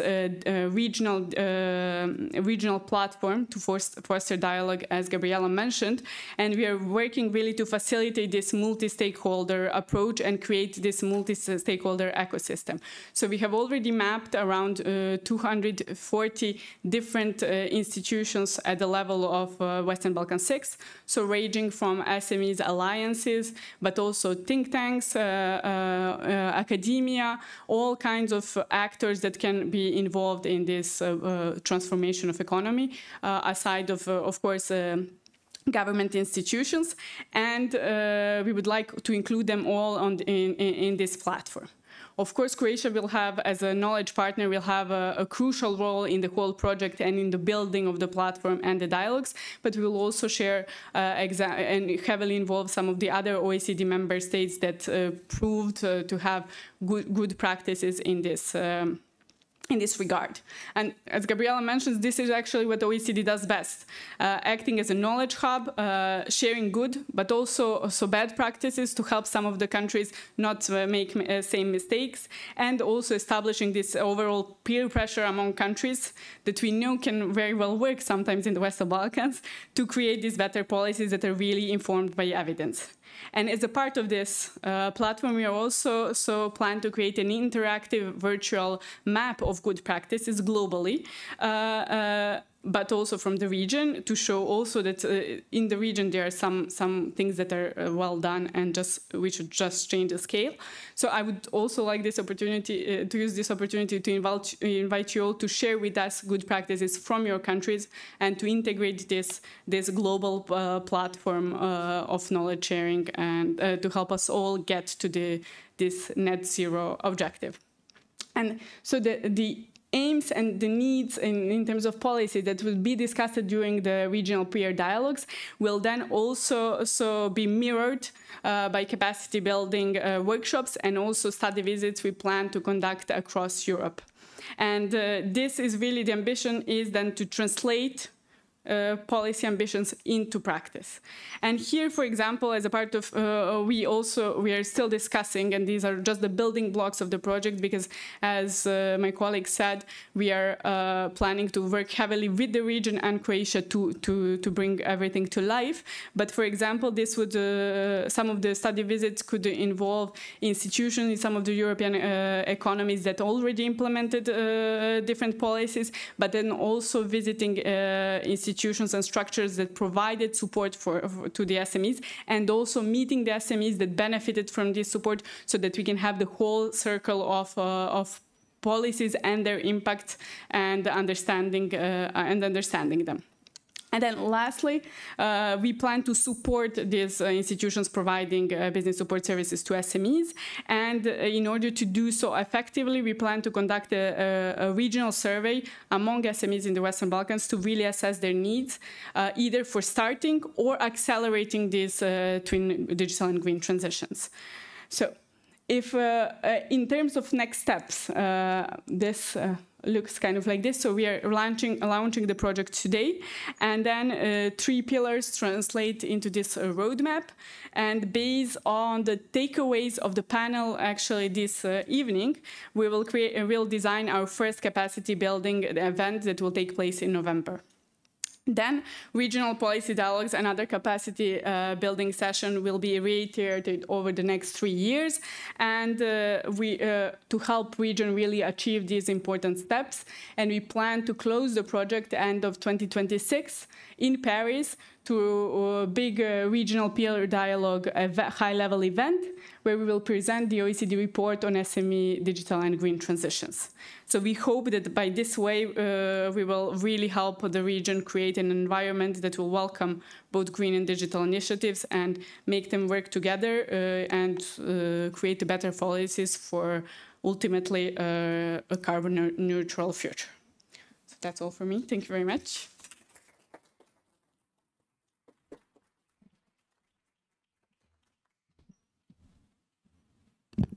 Thank you, Mariana. Thank you, Gabriela, for walking us through the project. And I can just add that the first capacity building session that Mariana mentioned is already in development, and our stakeholder list is growing. So if you would like to get in touch on behalf of your institutions, please do. And we have a bunch of brochures out there with emails of our project managers.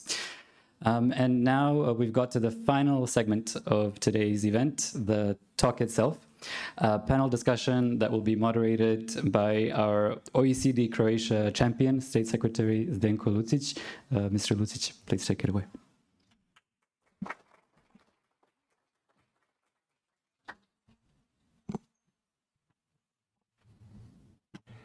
Not to knock down the microphone.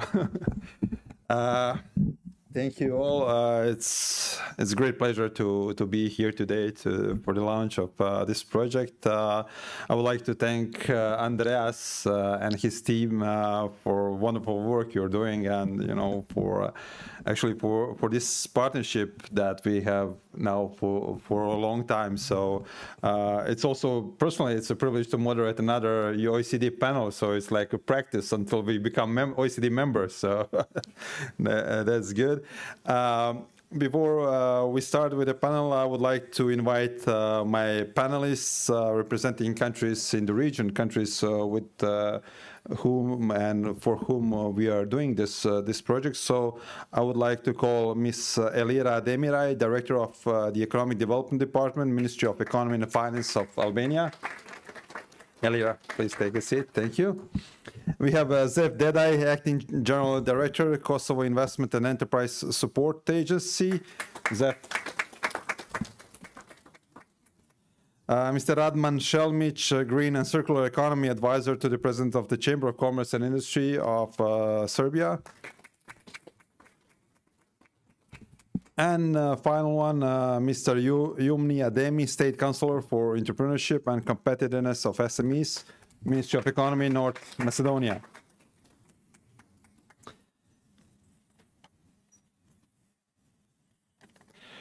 So, despite recent progress in supporting digital innovation and the Western Balkans still lagging behind the EU and the OECD in adopting advanced digital technologies, with SMEs accounting over 99% of the economy and the substantial share of emissions and energy consumption, targeted support for these enterprises is essential.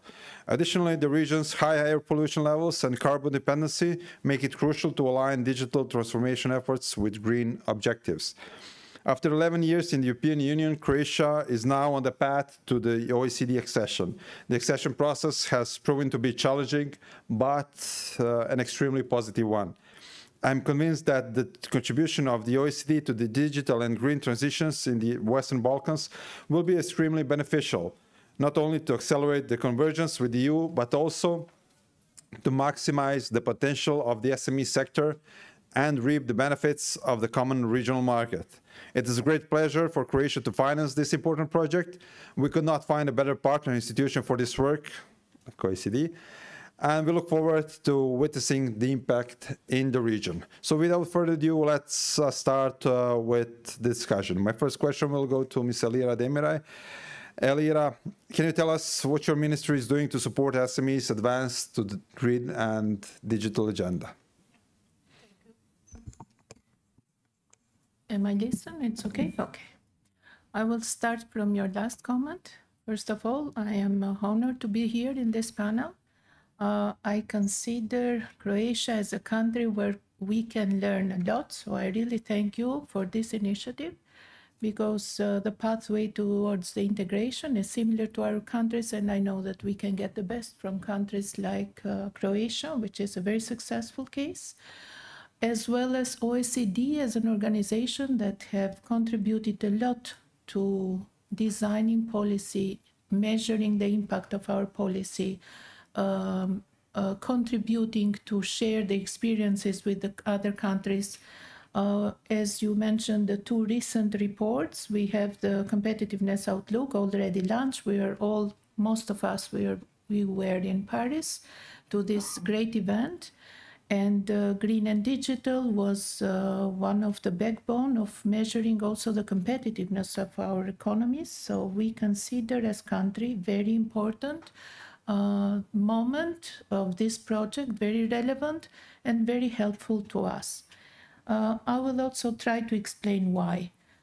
Green and digital came through different commission industrial plan, green agenda and industrial plan, net zero, also SME agenda and digital strategy. So there are a lot of documents pushing forward our countries to take measures toward green and digital, to shape our economy in another context, and also to make our businesses more competitive.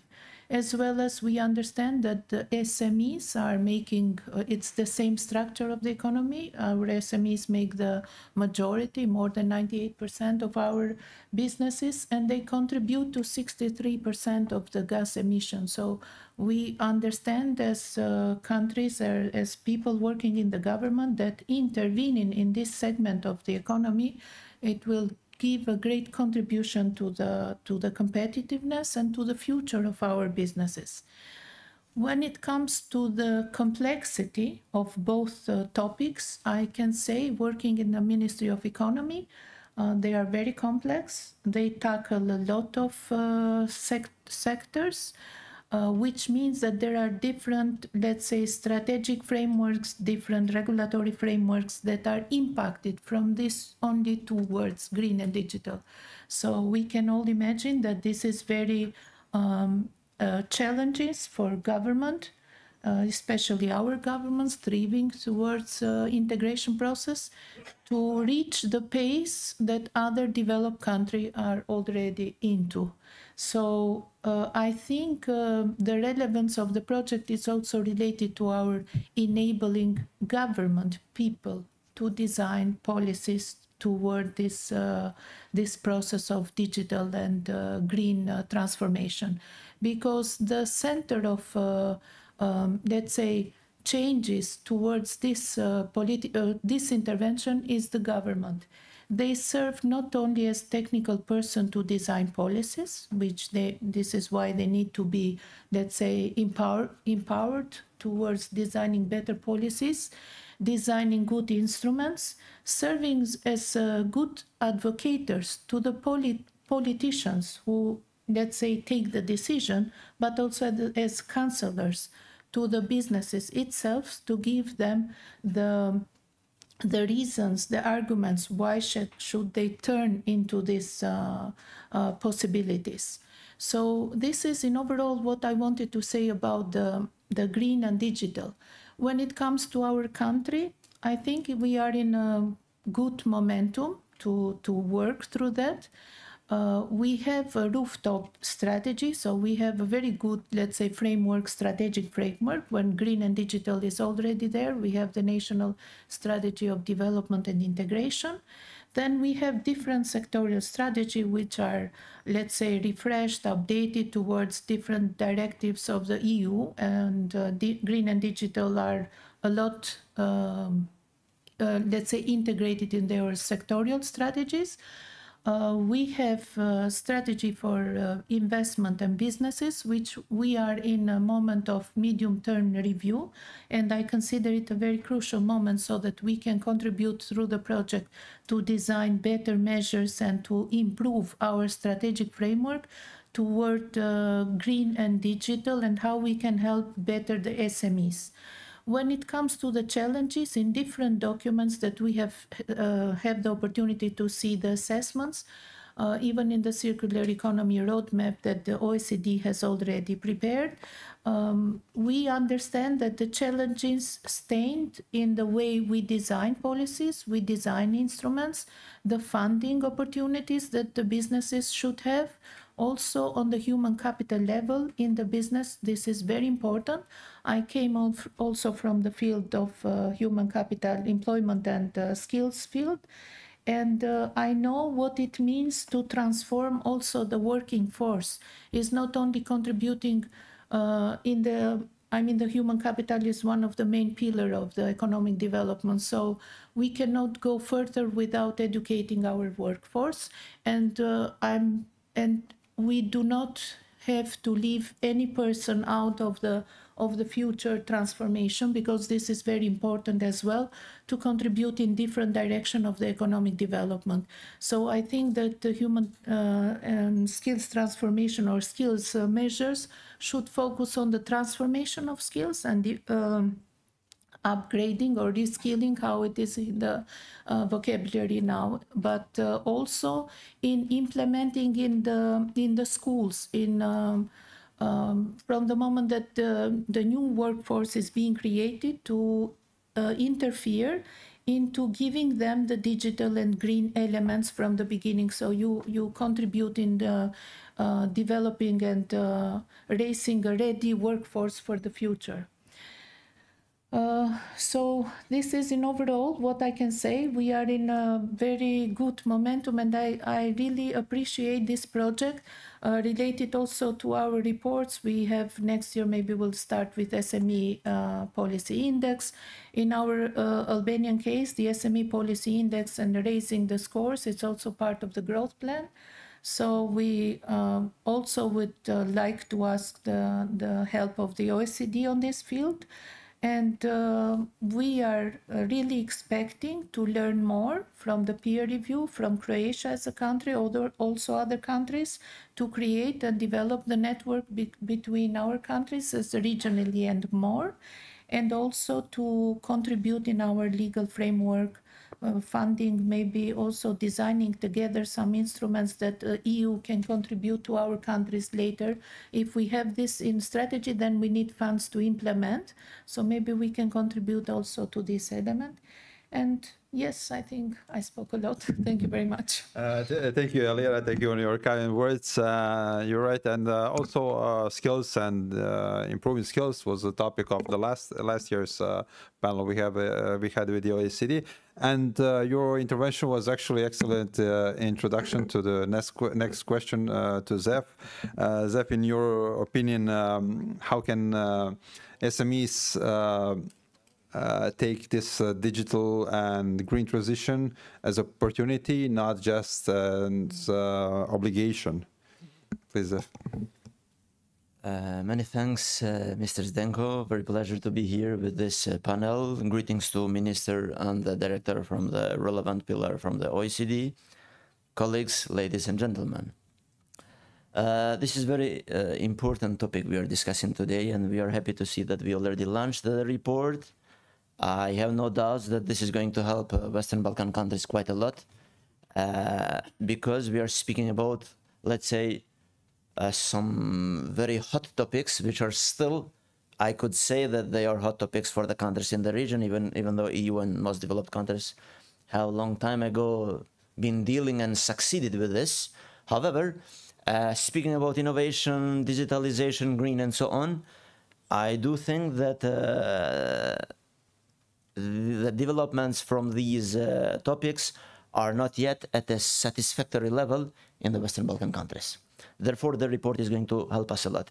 The best case to make a comparison is to compare the previous existing OECD reports, like competitiveness, the one that launched the results yesterday. I remember I have been following OECD reports since 2013 when I started doing my PhD, and I used OECD indicators in my PhD.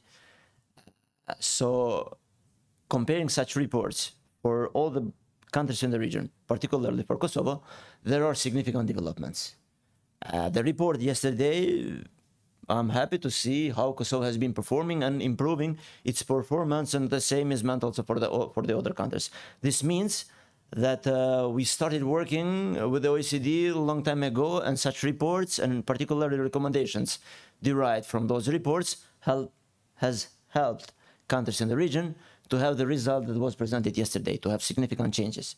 So I'm pretty sure the report that has been launched today, it is going to help, as Elira mentioned, to help the countries in the region, at least to design proper policies. There are some developments, I have to admit, but all these topics are not at a satisfactory level. So how are companies in Kosovo or in the countries in the region analyzing the statistics? Even though exports are being increasing on annually basis, they have not still successfully integrated into global value chain. And this means, so now relating to this to academically and so on, there are a lot of authors that say that in a current situation where companies are competing neck to neck with a large competition, they have either to produce innovative products and pay attention to green and digital, or they have to leave the market. So there are some companies that are exporting very innovative products, but they need to improve more, particularly to pay attention green and digitalization. It is besides government policies that are still lacking, even in Kosovo, even though some developments are present, I'm going to indicate now, it is a responsibility also from the companies to become more innovative, to understand the importance of digital and green innovation, use more techniques like just-in-time manufacturing, total quality management, and so on, which makes them competitive. However, besides this, it is a responsibility of the government to design proper policies, and these are presently missing, and the report is going to help us. However, Kosovo did some results in this regard, and therefore we have been reflected positively in the competitiveness report. We have just recently designed a strategy for industrial development and support strategy, the so-called industrial policy for 2020-2030. And this strategy has identified the main sectors like energy, plastic, and many others that are considered to have added value for the country and to get integrated to the global value chain, and as the sectors that are considered to have some capabilities to integrate such international platforms, including green agenda and so on. Kosovo has also adopted always the green agenda from the process Berlin and other obligations coming from the European Commission and recently from the growth plan. But the strategy has helped KIESA, because I'm leading KIESA, Kosovo Investment and Enterprise Support Agency. It is an implementing agency. I aim to promote foreign direct investments, to establish, design, build industrial parks and technoparks, and to support SMEs through different grant schemes to make them competitive for the international market and trade fairs as well. So strategy helped me a lot as KIESA, as director of KIESA, to implement it and support companies from these sectors. Therefore, our exports are increasing on those sectors because the strategy was accurately designed. Besides strategy, we have also designed the energy strategy, and along with the strategies, so policy and practice, we are providing different grant schemes. Also speaking about industrial policy, getting back, I'm providing different grant schemes on digitalization, so helping companies to integrate and to install the automation system for manufacturing and services companies, and then a certification product. So I'm supporting them financially to to conduct a certification product in European countries in order to export in European countries. Then I'm helping them financially to buy technological machinery to increase the capacity of production and processing. Then innovation as well. We have just completed the law on innovation and entrepreneurship. And on the basis of this law, green and digital and innovation are integrated directly in the law. And it is in the government procedures to be adopted. What is the next step in this regard? We are going to establish innovation fund. Innovation fund, and in addition to this, we will start designing an innovation policy. I aim to design a holistic innovation policy and to adopt how the Nordic countries use this, because I'm aware, according to European Innovation Scoreboard, Nordic countries belongs to innovation leaders. However, as Edlira mentioned, Croatia is the best case for countries in the region to adopt it, because we cannot go beyond to adopt, let's say, Sweden or most developed countries, because we still face with a lack of capacities and so on. Moreover, we are providing grant schemes for the energy strategy, law and innovation I mentioned already, and we have also another instrument, the so-called Kosovo Credit Guarantee Fund. They just recently launched some windows, export windows, another windows supporting women in entrepreneurship, and green and energy, they are integrated. So which means that they are supporting companies to get credits, loans, and they are covering 60% of the collateral in order to boost companies, SMEs, to become more innovative, to pay attention to those topics, since they are coming from developed countries and OECD as well.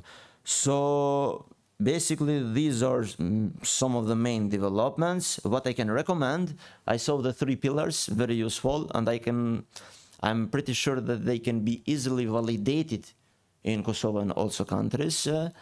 And what I would suggest in the dimensions, even though I'm teaching at the University of Business and Technology, it is a private, non-private one, but I still insist that we have to design some smart dimensions that could integrate also universities to get them involved in the report, because sometimes companies are complaining that the university is not taking into consideration our concerns. And in addition to this, I have to admit that university and industry collaboration is not at a good level, particularly in Kosovo. Therefore, there is missing the lack of knowledge creation from the university, and knowledge transfer from the university to industry. So I think one dimension that relates to science, technology, and innovation, and using interactions that involves universities and industries would be very helpful. This is also for the beginning, so thank you very much, Zdenko. Thank you, Zef. Indeed, the quality of the work OECD does with the publication is really exceptional. I also use it for my personal and professional and academic work. So, and regarding the universities and industries and their cooperation, I think they both need to come closer together to each other. So everybody's staying in their own silos. So. This brings me to the next speaker, Mr. Radman.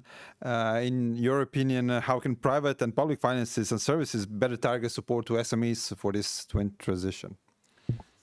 Thanks for the question, and I would like first to thank OECD partners for inviting me. Of course, Ministry of Foreign and European Affairs in Croatia. It's a great pleasure to be here. When we talk about public and private finance, I believe that Western Balkan 6 actually needs exactly what the EU did for itself. And I believe that the EU fortunately turned the tide of austerity and kicked off a new tide of investment and innovation. Of course, it's much easier for EU because they can easily issue more than 800 billion of joint euro bonds, whereas that's a challenge for the region. Of course, all the funds which are available for the Western Balkan 6 which are coming from the EU cannot be underestimated, which are channeled down through a green agenda for the Western Balkans, plus through the growth plan. Nevertheless, I believe that's not enough. I also believe it's worth mentioning that Serbia successfully issued its first ESG bond this month. The worth is $1.5 billion.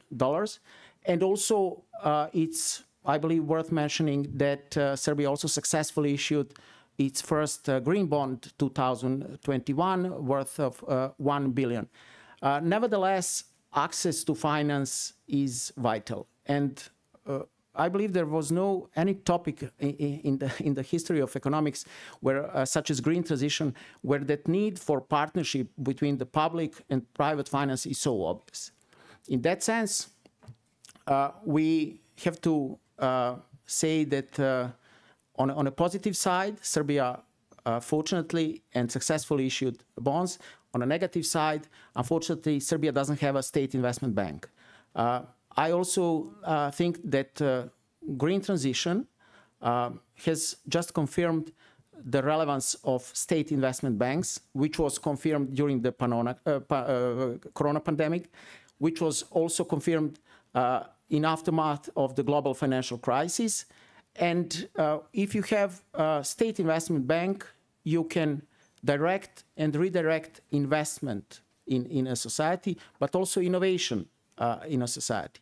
And for these twins, green and digital transition, we do need a lot of innovation. So having, as I said, state investment bank is something which is hugely relevant. But let's put perspective into SMEs. What do SMEs from the region need in light of the green transition? Of course, they need easily access to green finance. They need some sort of state subsidies, which once again you can much easily organize through state investment bank. They need some sort of knowledge transfer, which is, when it comes to green transition, unfortunately scarce in the region. So on this field, we have to work to make life of SMEs much easier.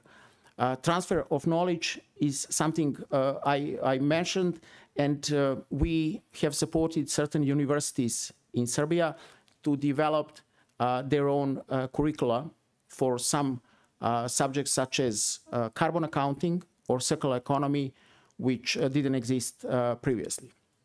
Also, on a more positive side, I believe that ICT sector in Serbia has offered some good examples. I also believe it's worth mentioning that export in ICT sector has reached 2.7 billions and has grown 7 times in a decade. The basis for that are good faculties and is a good foundation. What Chamber of Commerce and Industry of Serbia has done concretely, I will go through examples just to make a discussion, to put discussion from the abstract level to more concrete. The Chamber of Commerce has developed Center for Digital Transformation, which has been existing now for 5-6 years. And Center for Digital Transformation has trained consultants for digital transformation with the support of Ministry of Economy in terms of subsidies. That has created a very good and very concrete example. Thousands of companies went through that program. Thousands of companies received not only financial support, but also more strategically, they received knowledge for their digital transformation.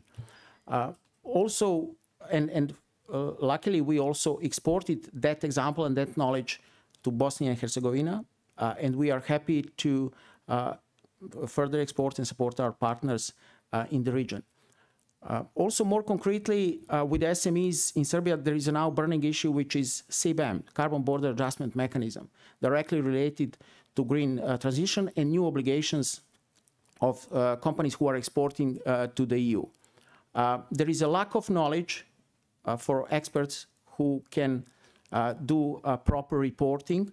There are more than 2,000 companies in Serbia who are affected with the CBAM. There was a transfer of knowledge. I personally contacted an expert from Croatia who came and helped us, gave us a training to our companies in that field. So CBAM is one example where direct and indirect emissions are affecting export of companies into the EU, and where actually digital transformation, data, monitoring data, using data for reduction of emission could significantly help. Another concrete example is for the region, and potential as well, is industrial symbiosis. Industrial symbiosis is an element of circular economy where somebody's industrial waste of one company is raw material for another.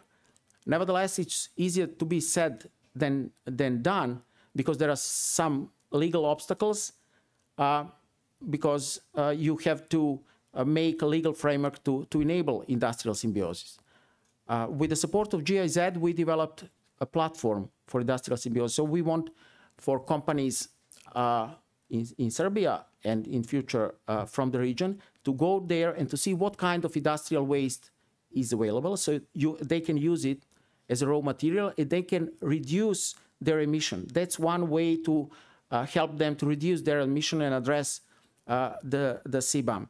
In that sense, it's also worth mentioning that Croatian experience was relevant, because we did a study which helped us in legal sense, and we hired on that occasion Croatian professor. So in that sense, once again, getting through the path which Croatia did, maybe avoiding some mistakes which Croatia did in that sense, is also something which could be helpful for the whole region. And that's it for this turn. Thank you, Radman. Regarding the carbon emissions and green requirements, it's going to be tougher and tougher, not just for exporting to the EU, but for the companies that are doing business within the EU. And our last question goes to, on this round of the panel, goes to Yumni. What do you think, what successful multi-stakeholder collaboration towards the twin transition in Southeast Europe should look like, or will look like? Firstly, let me thank you for your project, OECD and Croatian government. In my opinion, good and consistent cooperation between all stakeholders involved in the process of twin transition is critical for achieving the ambitious goals set and in the twin transition agenda. There are several important aspects this cooperation should address, I would say. First of all, we need to establish good channels of communication. This is of utmost importance in order to keep everyone in track and to see what everyone is doing in order to avoid overlapping of activities and measures. We need to share best practices. It is also, I think, helpful in order to replicate successful models. Education and capacity buildings as a continuous process to enable all involved to keep in track on the newest trends and developments, as well as innovative approach and technologies. Also, there is a need to connect on different level government. I think it is most important to involve local self-government, NGOs, maybe chambers of commerce, different SME networks, academia, universities, etc. This should enable exchange of best practices, information, and joint projects and research. And last but not least, I think the most important thing is finances. All policy measures and action toward twin transition need to be backed by sound financial instruments. A financial institution and banking institution should find a level ground for cooperation, even established some funds with state-owned banks or something like that. I think whatever model is chosen is most important for this project is to maintain sustainability, meaning to last more than the project and to be easy, accessible, and inclusive for all, including here and citizens. Thank you. Thank you, Yumni. So we're going to go with last round of questions. I would kindly ask you all to be short, within 1 minute. We have one short question. So what do you think which priority should the OECD address in this SME Twin Transition project?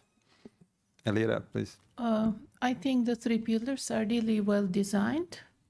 In a practical way, I would like to expect that we have a basket of measures so that we could fit our strategy.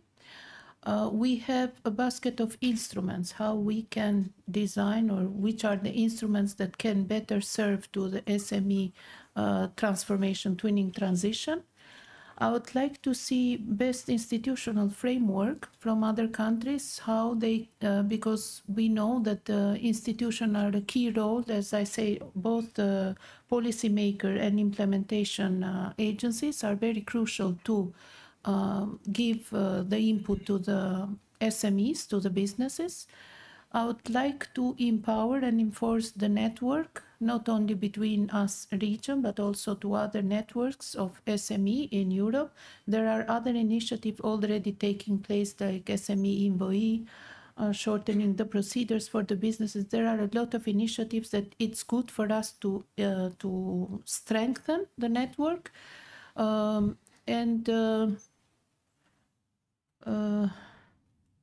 I forgot. I had 2 others, but...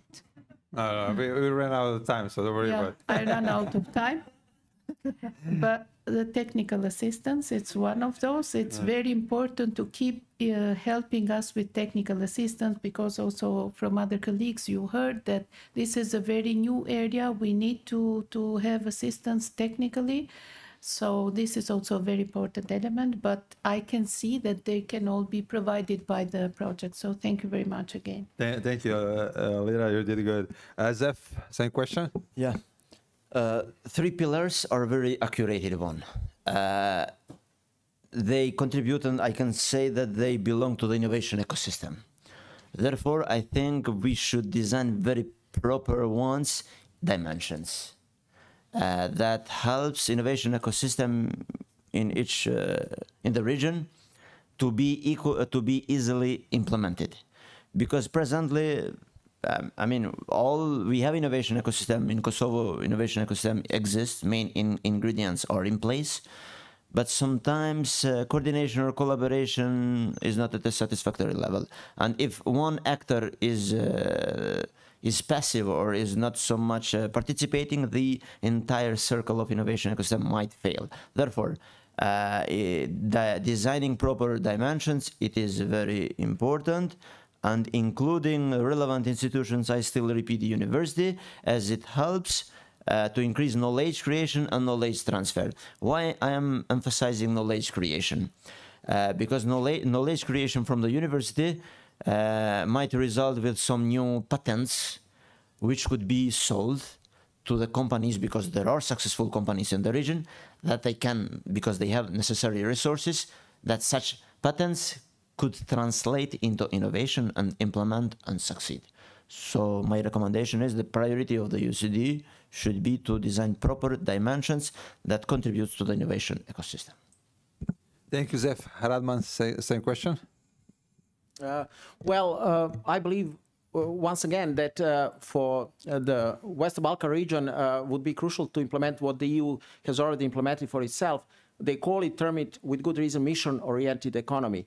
Mission-oriented economy means that you are going towards a certain goal with certain means. If I would have to group in 3 areas, I would say access to finance for SMEs. So SMEs have to understand that with all ESG strategies, practices, and so on, they would get cheaper borrowing. So that's one important thing. Second is transfer of knowledge. We actually need to develop, train, educate a whole army of experts for green transition and green and digital as twins. In the area of digital transition, situation is much better, whereas when it comes to green transition, situation is not rosy at all. So as my colleague previously said, creating the ecosystem, collaboration with universities is vital. And of course, transfer of knowledge and good practices, replicate them where they have been previously worked properly. So for example, if some solutions in the ICT sector in Serbia have been working properly, why not, such as tax exemptions, stimulation, tax allowances, state subsidies, and so on and so on. Okay, thank you, Radman and Yumni. Your intervention. As I said before, companies need support in understanding what the digital and green transition means to their businesses, innovative ideas, and how to turn those challenges into their benefit and gain, as well as how digitalization can also enhance sustainability. Challenge for enterprises going through the digital and green transition is to have adequate guidance to match their specific challenges. Maybe we need to think about some guidance from the project with general path, how they can make the twin transition. Thank you. Thank you. I would like to thank my panelists. You did really well. If there is any question to the panelists from the audience, before I give the word to Gabriela Miranda. Okay, no questions? Yeah. Oh, we're going to give you a microphone. Sorry.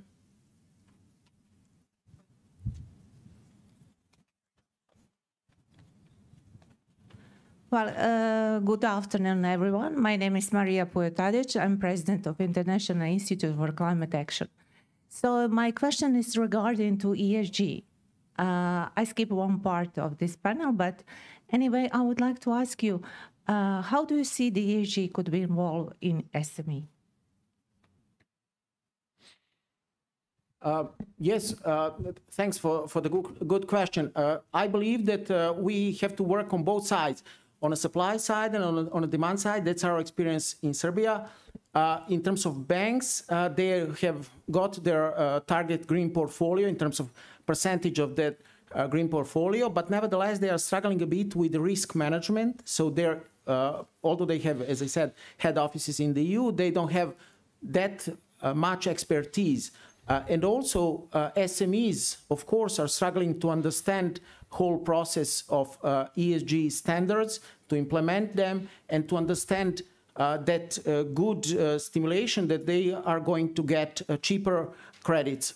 If we want to think big, I would say we maybe should think about ESG guarantee scheme in Serbia. There are countries in the world which are implementing that, such as Malaysia. So if you have an ESG state guarantee scheme, you are going to stimulate all the way down lending. So that's one of the solutions which can then unlock lending to SMEs. Thank you. Oh, there's one more question over there.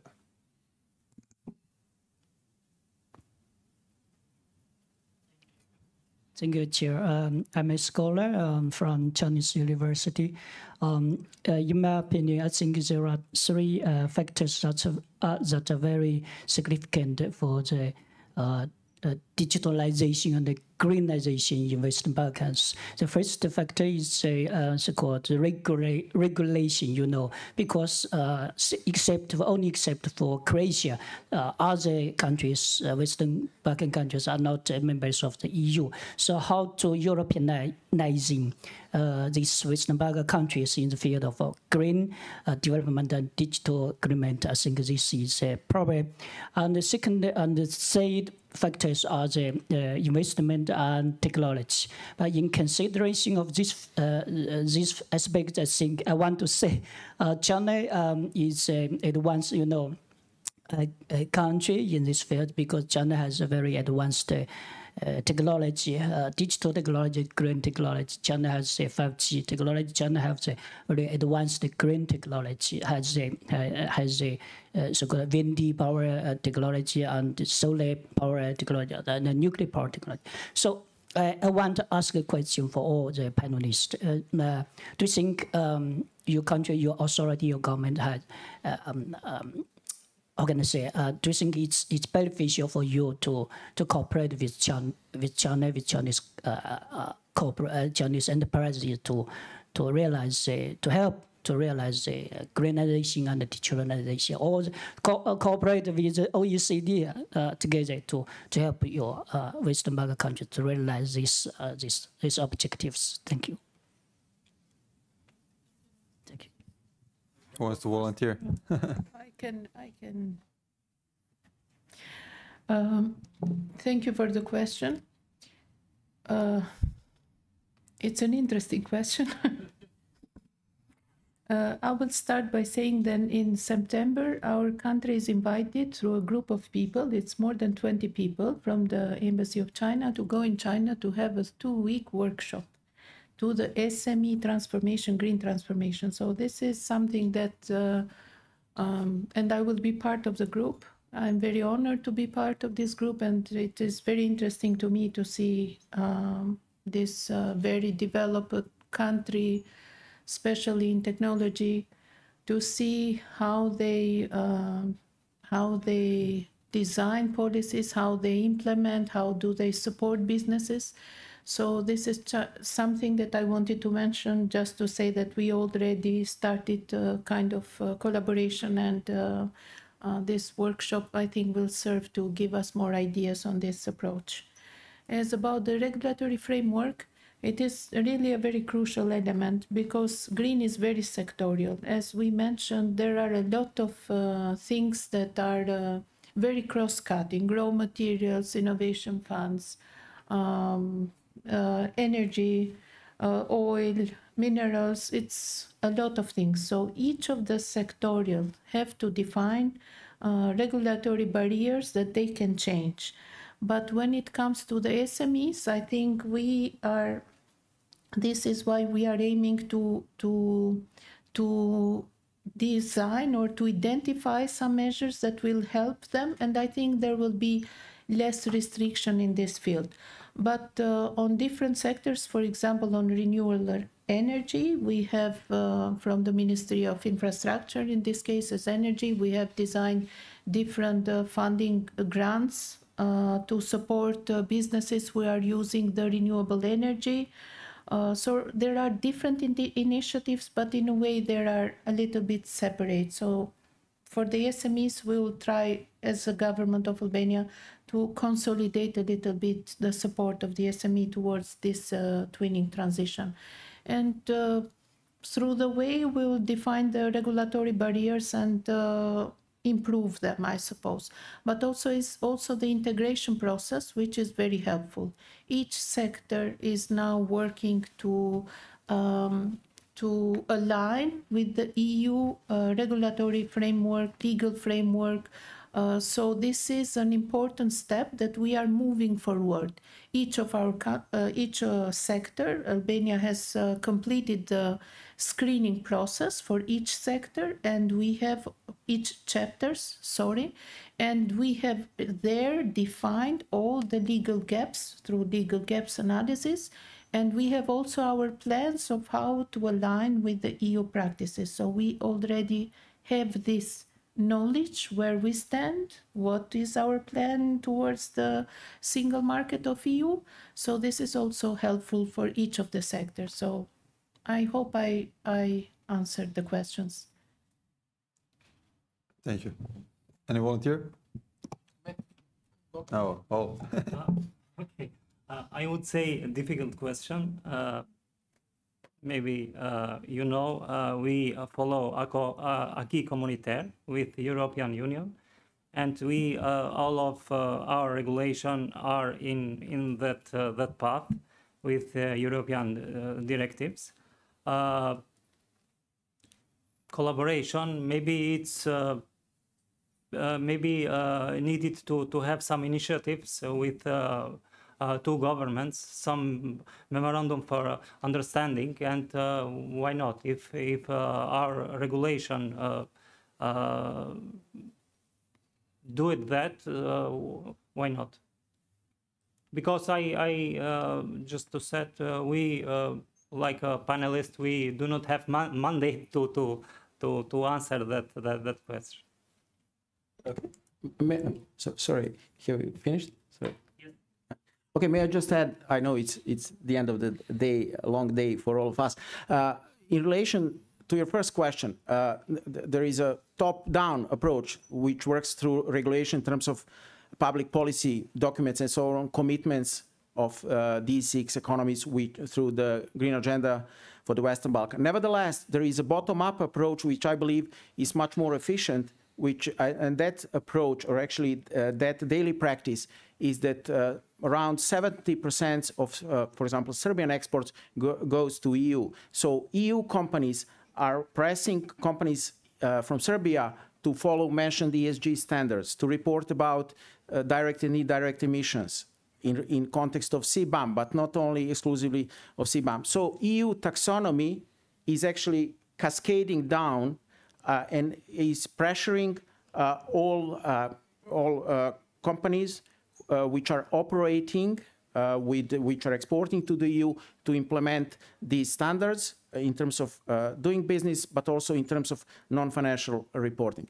When it comes to your second question, I believe that it's the question is the least for me coming from Serbia, taking into account our good relationship and taking into account that we, of course, are accepting and appreciate all technological achievements. So, but yes, knowledge, transfer of knowledge from that part of the world is very much appreciated.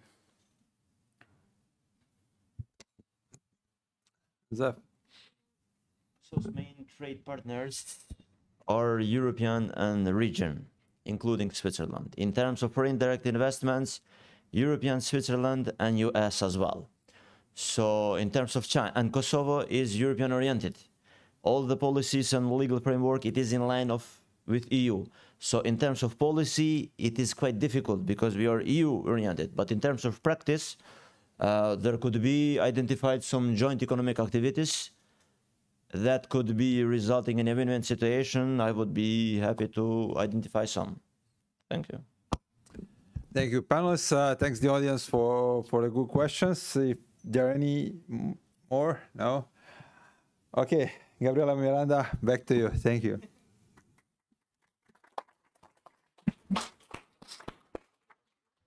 Yeah. Havala to our speakers and our panelists. I hate to be delaying dinner, so I'm going to be promised very, very short and concise. But I wanted to have some conclusions. Firstly, I think that this project can contribute to the regional integration because we talked about sharing good practices and avoid duplication, really trying to bring the best of each of the 6 Western Balkan economies and bring a coherent critical mass of policies, of practices, ideas, initiatives in order to give the Western Balkan as a region a more weight and a higher visibility with the EU peers. Also, the OECD is a standard setter. So when we talk about really putting milestones and giving data, I think we're the best place. So you can count on that. Also, strengthening institutions.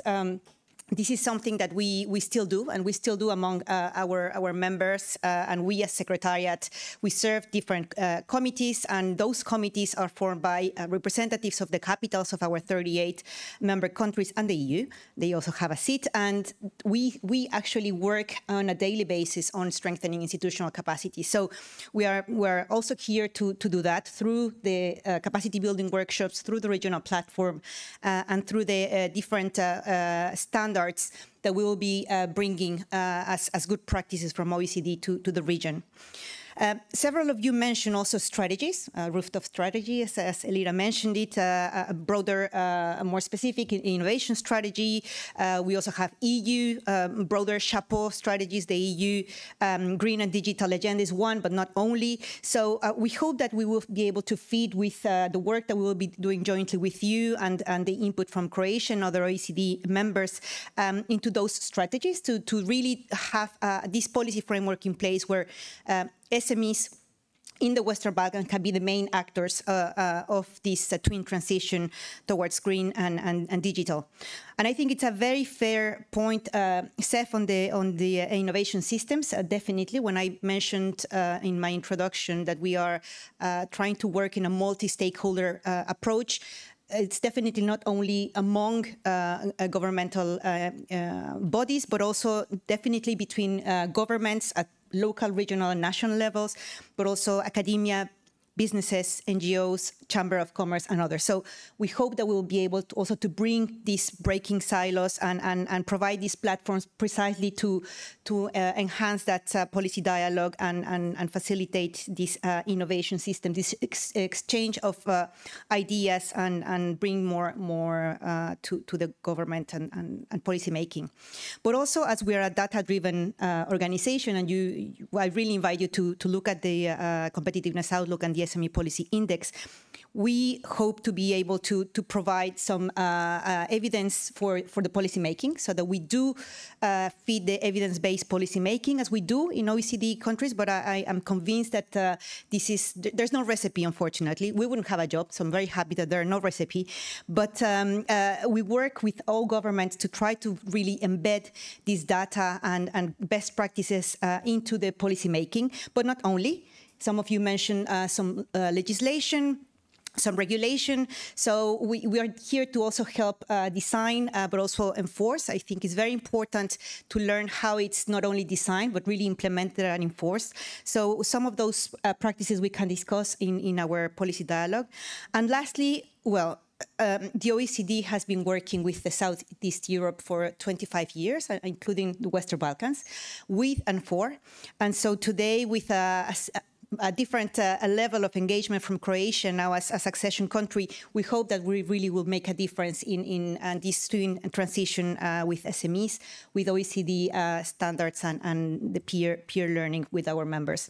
So with that, we hope that since this is an institution now, as my director has said, I hope that in the next Dubrovnik talks, so we can bring some either preliminary results of the project or perhaps present the compendium of good practices. I think, Elira, you mentioned it as well, and some of you bringing some good practices from OECD and partner countries on how this twin transition is doing, not reinventing the wheel, but really learning from each other. Also the survey results, we hope to be presenting them prominently in Dubrovnik Forum, if we are again invited, Minister, for Dubrovnik talks. And with that, I want to thank all of you. Thank our panelists, of course, our moderator. We have, unfortunately, our national coordinations for Bosnia-Herzegovina and Montenegro couldn't make it today, but we know that Sanja Vrajic is connected from Montenegro. So thank you very much. They will be involved, and we will be working with them and with you on this project. So as you would say, prijatno veče. Enjoy dinner, and thank you very much for being here.